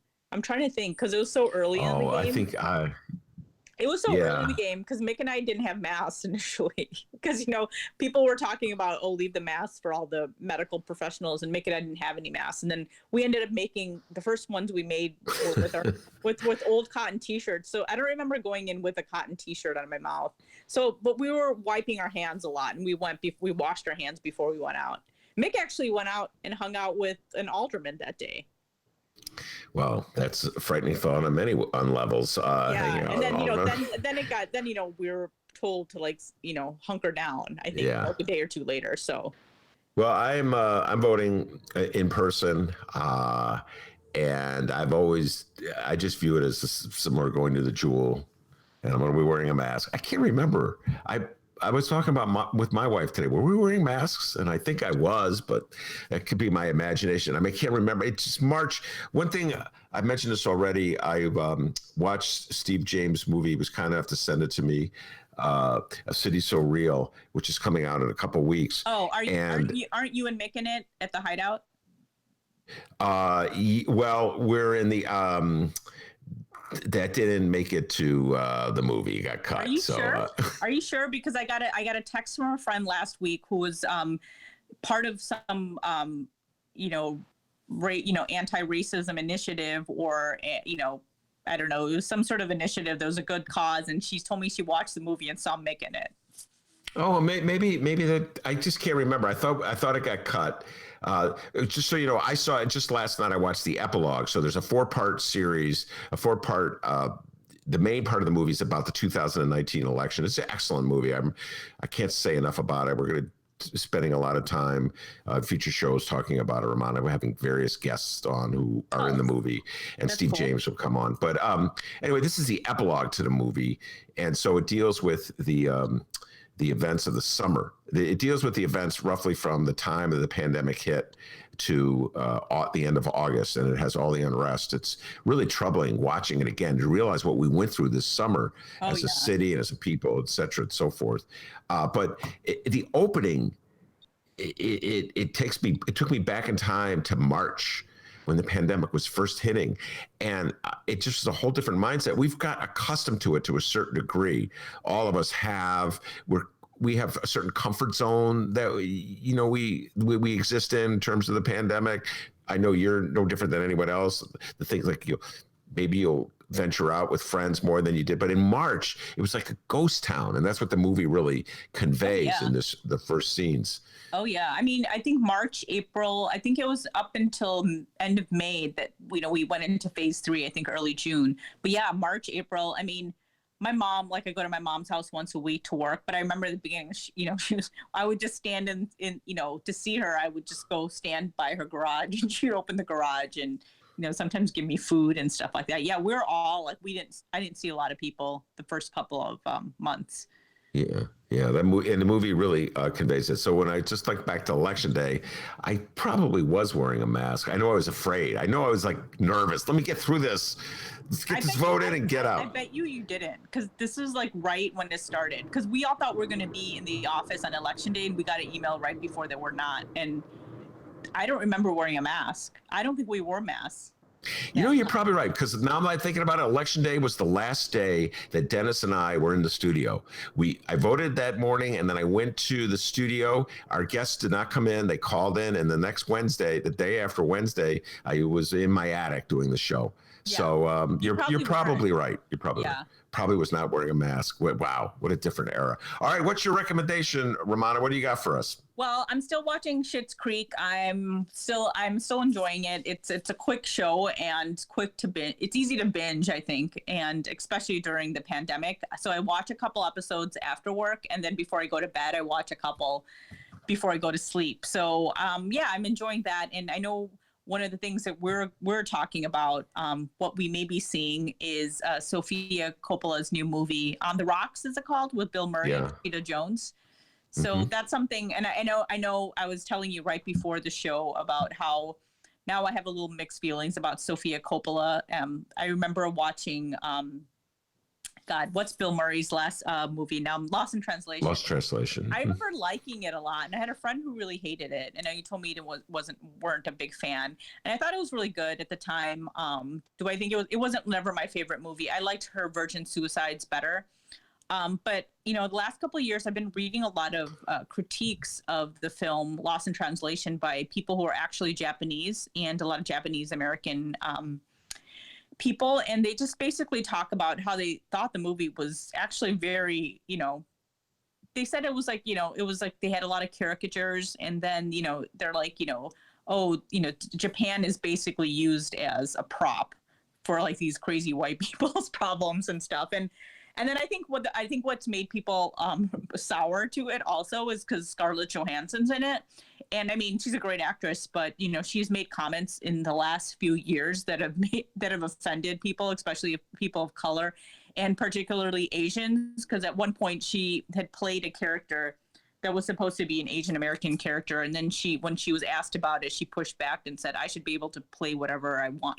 Whatever I can play. It doesn't matter if it's a tree or an Asian person." So I know she got a lot of flack for that. So I don't know. I do want to. I think the movies has gotten pretty decent reviews so far, right? Richard Roper's given it 3 stars, and I don't know. I think I'd give it a chance. It's on Apple TV. I do have Apple TV, so I think I would probably take a watch at that. Take a look. Yeah, at that. I'll watch that as well. I'm going to definitely watch Chicago 7. We talked about that last week. Oh yeah. Is that on already? Well, it's in movie theaters. I'm not there yet to go to a movie theater. It's killing me.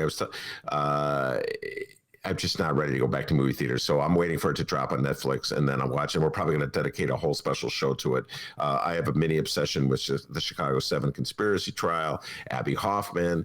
And so I'm looking forward to seeing that movie. Whether I like it or not, I do not know, but it'll bring back a lot of memories. I think it's really that moment in time, 1968 to 1969, and everything that went down between the Nixon election, the Democratic convention, the falling apart of the Democrats as they were split along all kinds of sectarian lines, the new left taking to the streets, and Nixon exploiting it, and George Wallace exploiting fears that white people had about black people, et cetera, reminds me so much of where we are right now, Rummana. And so that's why, like, I feel like an exploration of that era in time will help us understand where we are right now. So that's your homework assignment, whether you want to watch it or not. Actually, I do know a lot about the Chicago 7. I want to say I'm a Gen X kid.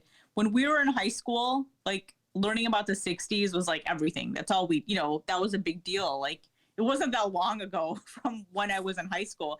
And one of my classes, we actually did see we saw a play, some sort of reenactment on the Chicago 7 trial. So I am familiar with it. And, we did watch a lot of footage of the 68, was it the 68 riots in Chicago? Yes. And so I do remember some of that. You know, that's why a lot of people who are my age like the Grateful Dead, because it was all this, when we were in high school, it was like this whole 60s, like, you know, nostalgia. You know, Grateful Dead had their, like, you know, Touch of Grey song, and everybody started wearing tie-dyes. Like, I liked tie-dye since I was a little kid because I was born in the 70s. But, you know, I made a tie-dye shirt when I was 18, even though I hate the Grateful Dead. So there was a lot of talk about the 60s at the time. So I did watch a lot of footage and video about that time period. I just think it's sad that 1968 was basically over 50 years ago, and we are talking about it right now, and things that are happening right now reminding us of that time. You would hope that, you know, we definitely have moved forward in some ways, but sometimes we're falling back too. Absolutely. And that's a good places to end this show. Oh, one last recommendation for me. You must watch the French show. I love Call My Agent. It's got your name written all over it. I really believe you will love it. And we can discuss that if you get a chance. It's on Netflix. French show. I watch Pose, and I will watch Pose too. All right, that's your assignment. All right, Rummana. Hey, Rummana. I was going to ask you, I'm just wondering myself, what do you think? When do you think we'll be back at the Sun Times? Can you give a date? Like any I can't predictions? give a date. We were told not at least until the beginning of the year, but I bet you we're not going to be back until the spring. At least. It could be the summer too. Okay. Yeah. No, we'll be in attics, bedrooms, kitchens, wherever we are for the foreseeable future. All right, Rummana, take care. Stay safe and sound. Talk to you next week. That's great. Rummana Hussain every Friday on the Ben Joravsky Show. D, what you got for me? Any updates? Yeah, we got some updates here. Sorry about that. I was just kind of seeing what Rummana thought about that, when she thinks we'll be able to go back to the Sun Times, you know. Next spring. I don't think next spring, man. Oh, happy Easter. I know. I don't think we'll be coming back until obviously they have some kind of drug that you could take to prevent it. All right, sorry about that. No, especially after Donald Trump came down with COVID, that's just going to freak everybody out even more. Yeah, you're right about that. And speaking of, we do have updates here. It says here the University of Utah is moving forward with plans to host the vice presidential debate on Wednesday. How do you feel about that, Ben? Well, you know, good. I've been looking forward to this debate because I believe that Mike Pence will respect the rules governing the debate. And so we'll get to hear each candidate. And then, you know, if you want to rebuttal, you let your opponent finish and then you rebut the person. You don't talk over them. You don't interject. You don't call them names. So I believe that Mike Pence, this is the difference between Pence and Trump, is that Pence, to a certain degree, will follow the rules. Trump's whole thing is, rules don't apply to me. So I've been looking forward to this debate, and I'm kind of curious how Kamala's going to play it. So yeah, I am looking forward to this debate. All right. It says here, we do have one new update. Let me refresh and see if that's anything worth mentioning.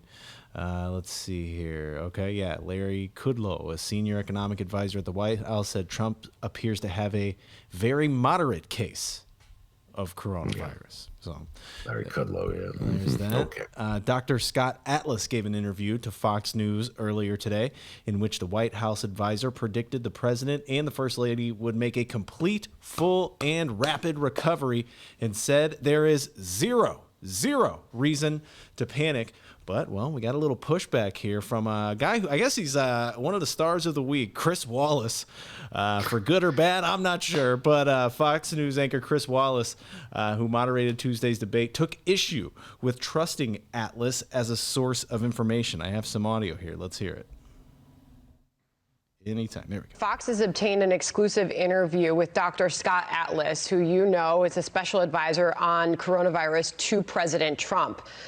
He has just given this interview, and he said that he expects the president and the first lady to make a, quote, complete, full, and rapid recovery after the two tested positive. He says that there is, quote, zero reason to panic. Again, this is an exclusive interview to Fox. He said This is very difficult to avoid, talking about the virus itself, and then said it is no surprise that people get the infection even with precautions. I anticipate a complete and full and rapid recovery back to normal after his necessary confinement period. I anticipate he will be back on the road in full swing. He ultimately said he is a very, very healthy guy. And the overwhelming majority of people, even at his age, do fine with this. He is very healthy, and so I anticipate the same for him. That's Dr. Scott Atlas, Chris. Well, I'm going to say something, and folks, I'm just trying to give you the truth. Dr. Scott Atlas is not an epidemiologist, is not an infectious disease specialist. He has no training in this area at all. There are a number of top people on the president's coronavirus task force who have had grave concerns about Scott Atlas and his scientific bona fides. I know I'm going to get a lot of pushback from this. I very much hope everything he says is true. One, he can't know because the president is just in the earliest stages of this. And two, I understand the desire of the White House and its political people to try to talk this down, and I'm not certainly trying to talk it up, and I hope and pray the president is fine. Yeah. But again, follow the scientists. Listen to people like Anthony Fauci. Listen to people like Deborah Birx, who have been largely cut off. Listen to the independent people who do not have a political axe to grind. And I frankly don't think Scott Atlas is one of those people. And we hope that. Any pushback from you, Ben Joravsky, on those statements? Yeah, my admiration for Chris Wallace is growing by leaps and bounds. First of all, I've been defending him all week. I don't know how he could have done any better. And every guest who's criticized, like, well, what would you have done? You know what I mean? Nobody knows. What could you have done? He's the president of the United States. And Chris Wallace is getting reamed by MAGA.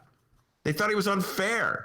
I guess you're supposed to let Donald Trump break every rule. Just let him talk. It's not even a debate. It's Donald Trump debating himself. So we're going to debate whether Donald Trump loves himself 100% or 99.9%.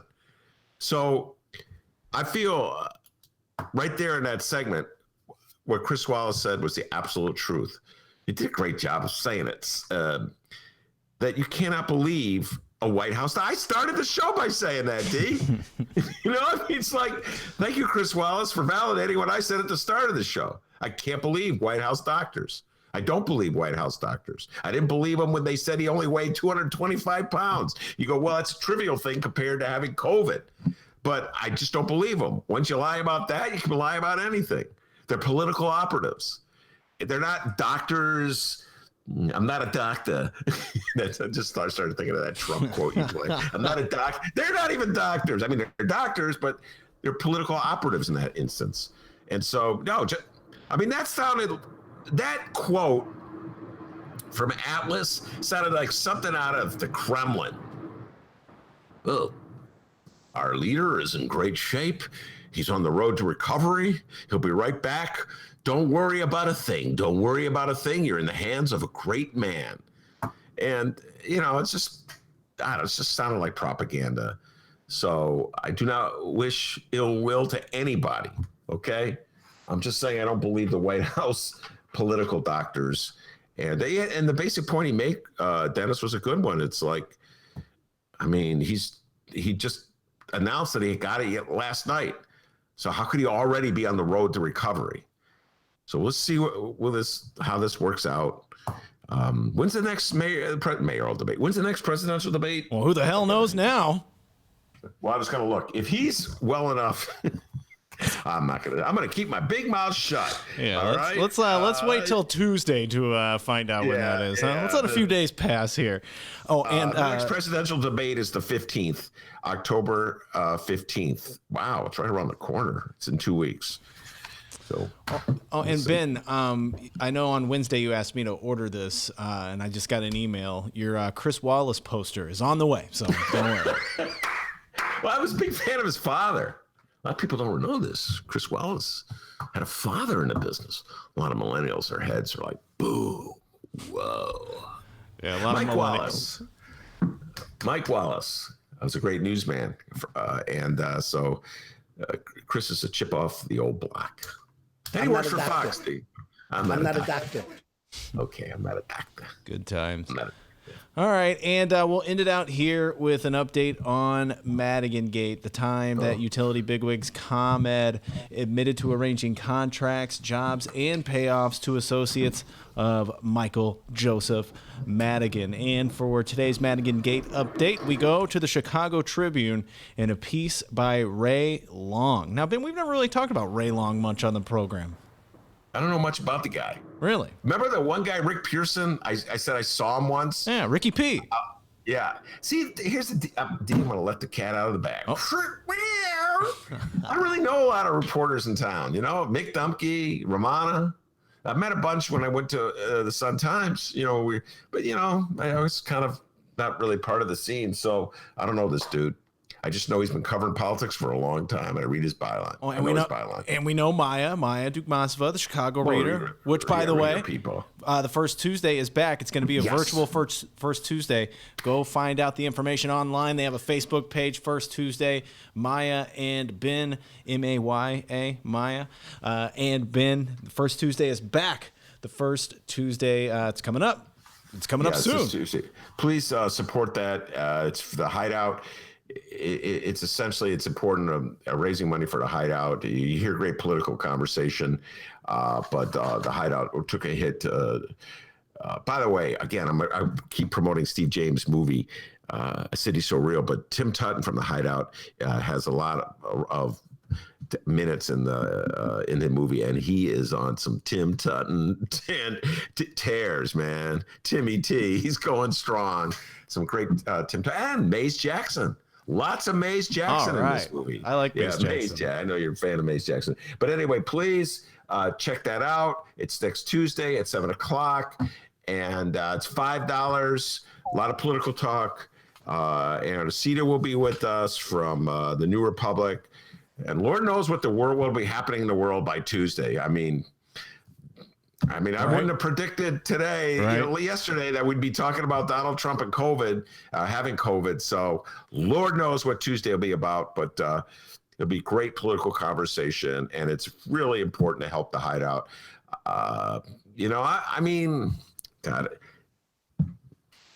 I know I'm biased because the Hideout allowed me and Mick Dumke and now Maya to go on their stage, and I do my lefty spiel and everything, but so I am biased, and it's any outfit that would open its doors to someone like me that's open-minded enough, to allow someone on access to their stage who's critical of Mayor Rahm, critical of Mayor Daley, critical of Tiff's and Lincoln Yards. I got a lot of love for them, so it's a good cause. Not a lot of people. Everybody's scared. Well, Ben, can you watch what you say? Get us in trouble. Could you say something nice about the mayor? And Timmy Tutton never blinked. Katie, his wife, they welcomed me to their stage. So a lot of love for the Hideout, and it's a good deal to help them out. So Tuesday, 7 o'clock. Thanks, Steve, for reminding me of that. We're going to promote that. Absolutely. It's this Tuesday. Frank said he already got his ticket. Be like Frank, guys. Find First Tuesday on Facebook. First Tuesday with Maya and Ben. The information should be right there. And Ben, if you only knew all the compliments you were getting today on the live stream chat for these excellent sound effects today. Brianna just said sound effects on point today. Brianna, I'm thinking of a second career in sound effects. If I get fired from this gig, like it seemed to happen to me a lot, I'm going into sound effect. Here's the pepper. Oh yeah, I was gonna say we're gonna pepper in a Madigan story here, so let's hear it. Oh. Damn, that's good. All right, let's read this piece here from Ray Long. Ben, I know you wanted to riff on this a little bit, and I'll give you the ball after I keep reading. Okay, here we go. It says, for years, Illinois House Speaker Michael Madigan has defended his aggressive push to land political allies and their friends and family on taxpayer-funded payrolls, but rarely has he waxed as philosophically about it as he did last week in a 3-page letter facing intense pressure from a federal investigation into ComEd's bribes for favor scandal and an invitation from a House corruption committee to tell the public what he knows. Madigan's missive broke 2 months of near silence. The powerful speaker loudly proclaimed his innocence and tried to reframe his penchant for patronage hiring as a virtue. Ben, take it from here. Well, yeah. This is a very deep dive for the Tribune into Michael Madigan, and the Tribune's got a thing for Michael Madigan. They've been going after him forever, which I have to admit has the reverse effect with me of sort of making me sympathetic to Michael Joseph Madigan. I know I shouldn't say that.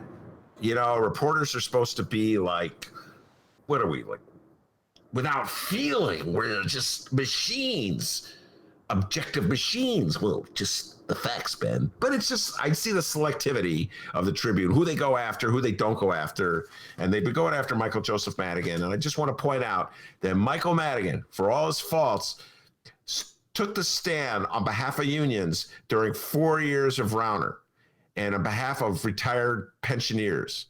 And the Tribune has always been an anti-union newspaper. That's why I applaud the efforts of their editorial staff to unionize. And they've been vociferously against pensions. They call that a waste, but giving money to Amazon is not a waste. So they have their own bias. They pretend they don't have a bias, but they have a bias. All right. So they're going after Michael Joseph Madigan. They're hammering him hard. And part of the story that I didn't know about, maybe I missed this day. This is my day of revealing of how much I don't know, which is not supposed to do that, Yeah, we gotta really work. You're not supposed to. So maybe I missed that he wrote this letter, but it was the letter. I was like, oh, Michael Madigan wrote this letter. Maybe this is the same letter that I flip-flopped in support of him 3 weeks ago. Who knows? I'm starting to lose my mind. This pandemic is getting to me. But anyway, they quoted at length the letter. And I gotta say, Michael Joseph Madigan made a compelling point for patronage. And here's what he writes. Not only, quote, is helping people find jobs not a crime, it's not even ethically improper for politicians to make job recommendations. Quote, to the contrary, I believe that it is part of my duties as a community and political leader to help good people find work, from potential executives to college interns and more. Wrote the 78-year-old Illinois Democratic Party chairman, alluding to some of the very jobs that prosecutors brought up in charging combat with crimes. Quote, what an employer chooses to do with recommendations rests solely with their discretion. And let's see if there's anything else. They should have had a link to the letter. That was my main complaint about the Tribune. By the way, I support the Tribune with my subscription, so Tribune people don't get mad at me about paying your salaries. Let's see. Madigan said there was no conflict of interest in the Tribune's findings, which he described as strained attempts to link my legislative actions to clients of the firms who might remote. Well, this is an old thing. Anyway, the point is, I've had this argument for a while with machine people in Chicago. I'm thinking of Alderman Rod Sawyer. Shout out to Rod Sawyer, Alderman of the 6th Ward. His dad was Eugene Sawyer, mayor of the city. And Rod would always defend patronage. We've had conversations. And as he said, Ben, patronage are jobs in the Black community. This is like private firms weren't hiring.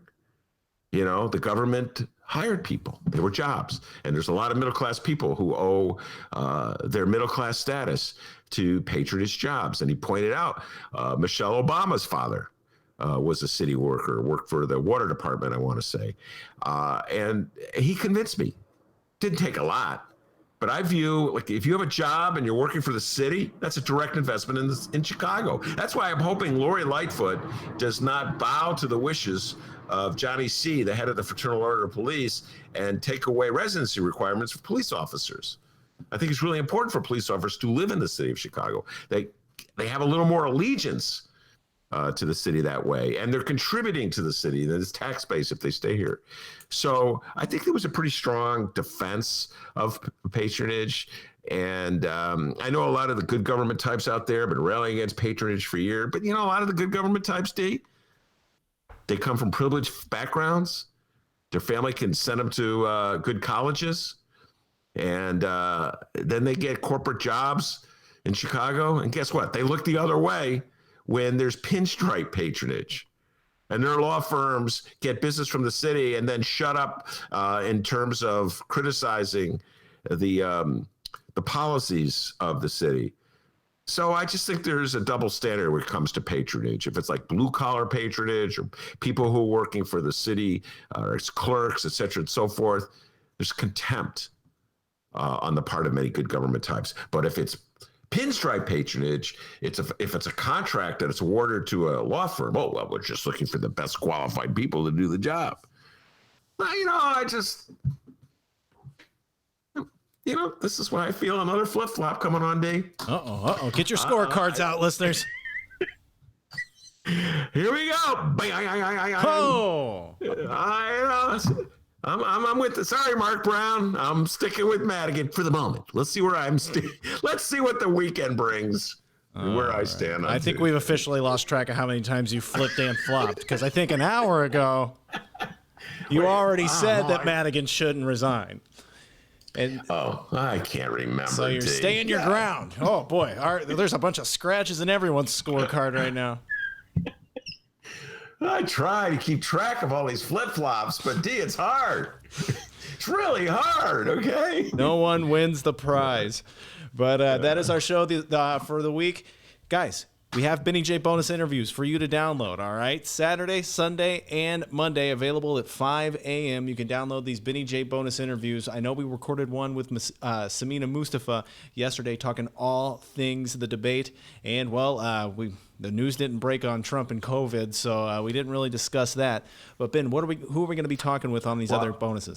Richard Steele, we'll be talking to him in a little while, the legendary Chicago newsman and radio personality. And I know we're talking a lot about Trump and his COVID. See if Richard believes it's real. And this is a conversation that I set up a couple of weeks ago. And Minster, she's an activist for the Democratic Party in Wisconsin. It's all about protecting the vote in Wisconsin. See, Dems, now you can't lose sight of the goal. I mean, you can't lose the announcement that Trump has COVID. Is the election's not suspended. There's still an election. Some Dems, he's got COVID. Maybe we should stop. Dems are so wimpy. Anyway, not Ann Minster from Wisconsin, and she's keeping her eye on the prize. Wisconsin is huge in terms of the Electoral College, and so she'll be talking about efforts to protect the vote in Wisconsin. The Republicans, they haven't stopped. They're still trying to suppress the vote in Wisconsin and Michigan and Texas throughout. So wake up, Democrats. Stop falling asleep. Democrats, Ben, maybe we should just stop because, the president's got COVID. Maybe we should just stop. No! Stop it, Democrats. Stop being so wimpy. Wimpy Democrats. Oh, man. You're not wimpy. That jag is stressing you out. Here, take this bottle. Crush it. You'll feel better. There you go. Feel better? There you go. Just think about wimpy Democrats, D. Ben, let's just get along with Republicans. Can we get along? Wimpy Democrats really annoy me, D. I'll take another drink of water. Yeah, please do. Once again, who is that guy smoking back there in the alley? Rodney Davis tried to hide it, voted to keep it a secret. No smoking in here, sir. D, I got a feeling if I don't want to do it. I want to take up cigarette smoking. I've never smoked a cigarette in my life. But if I really want to advance that career in voiceover work, I don't know. Man, at least reefer. I may have to go back to reefer, okay? Okay. Just don't admit these things or talk about this on the pod. Save this for when the show's over. Okay. All right. I want to thank Rummana Hussain for doing an outstanding job as she does every Friday. And, of course, we have a shout-out for the man, the myth, the legend, the pride of Alton, Georgia. I don't know Alton, Georgia. Yeah! Alton, Illinois. The man came up with the wrestling theory of Donald Trump. I got to give him credit for that. Put it in my brain. I can't get rid of it.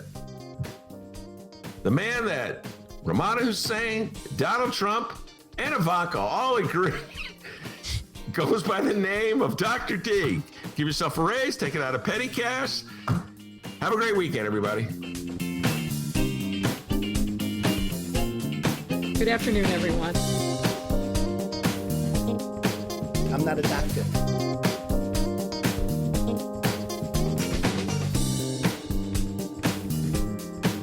I'm not a doctor.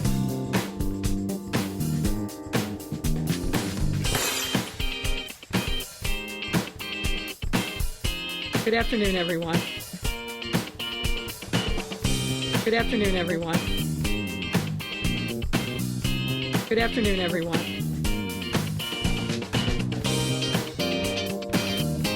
Good afternoon, everyone.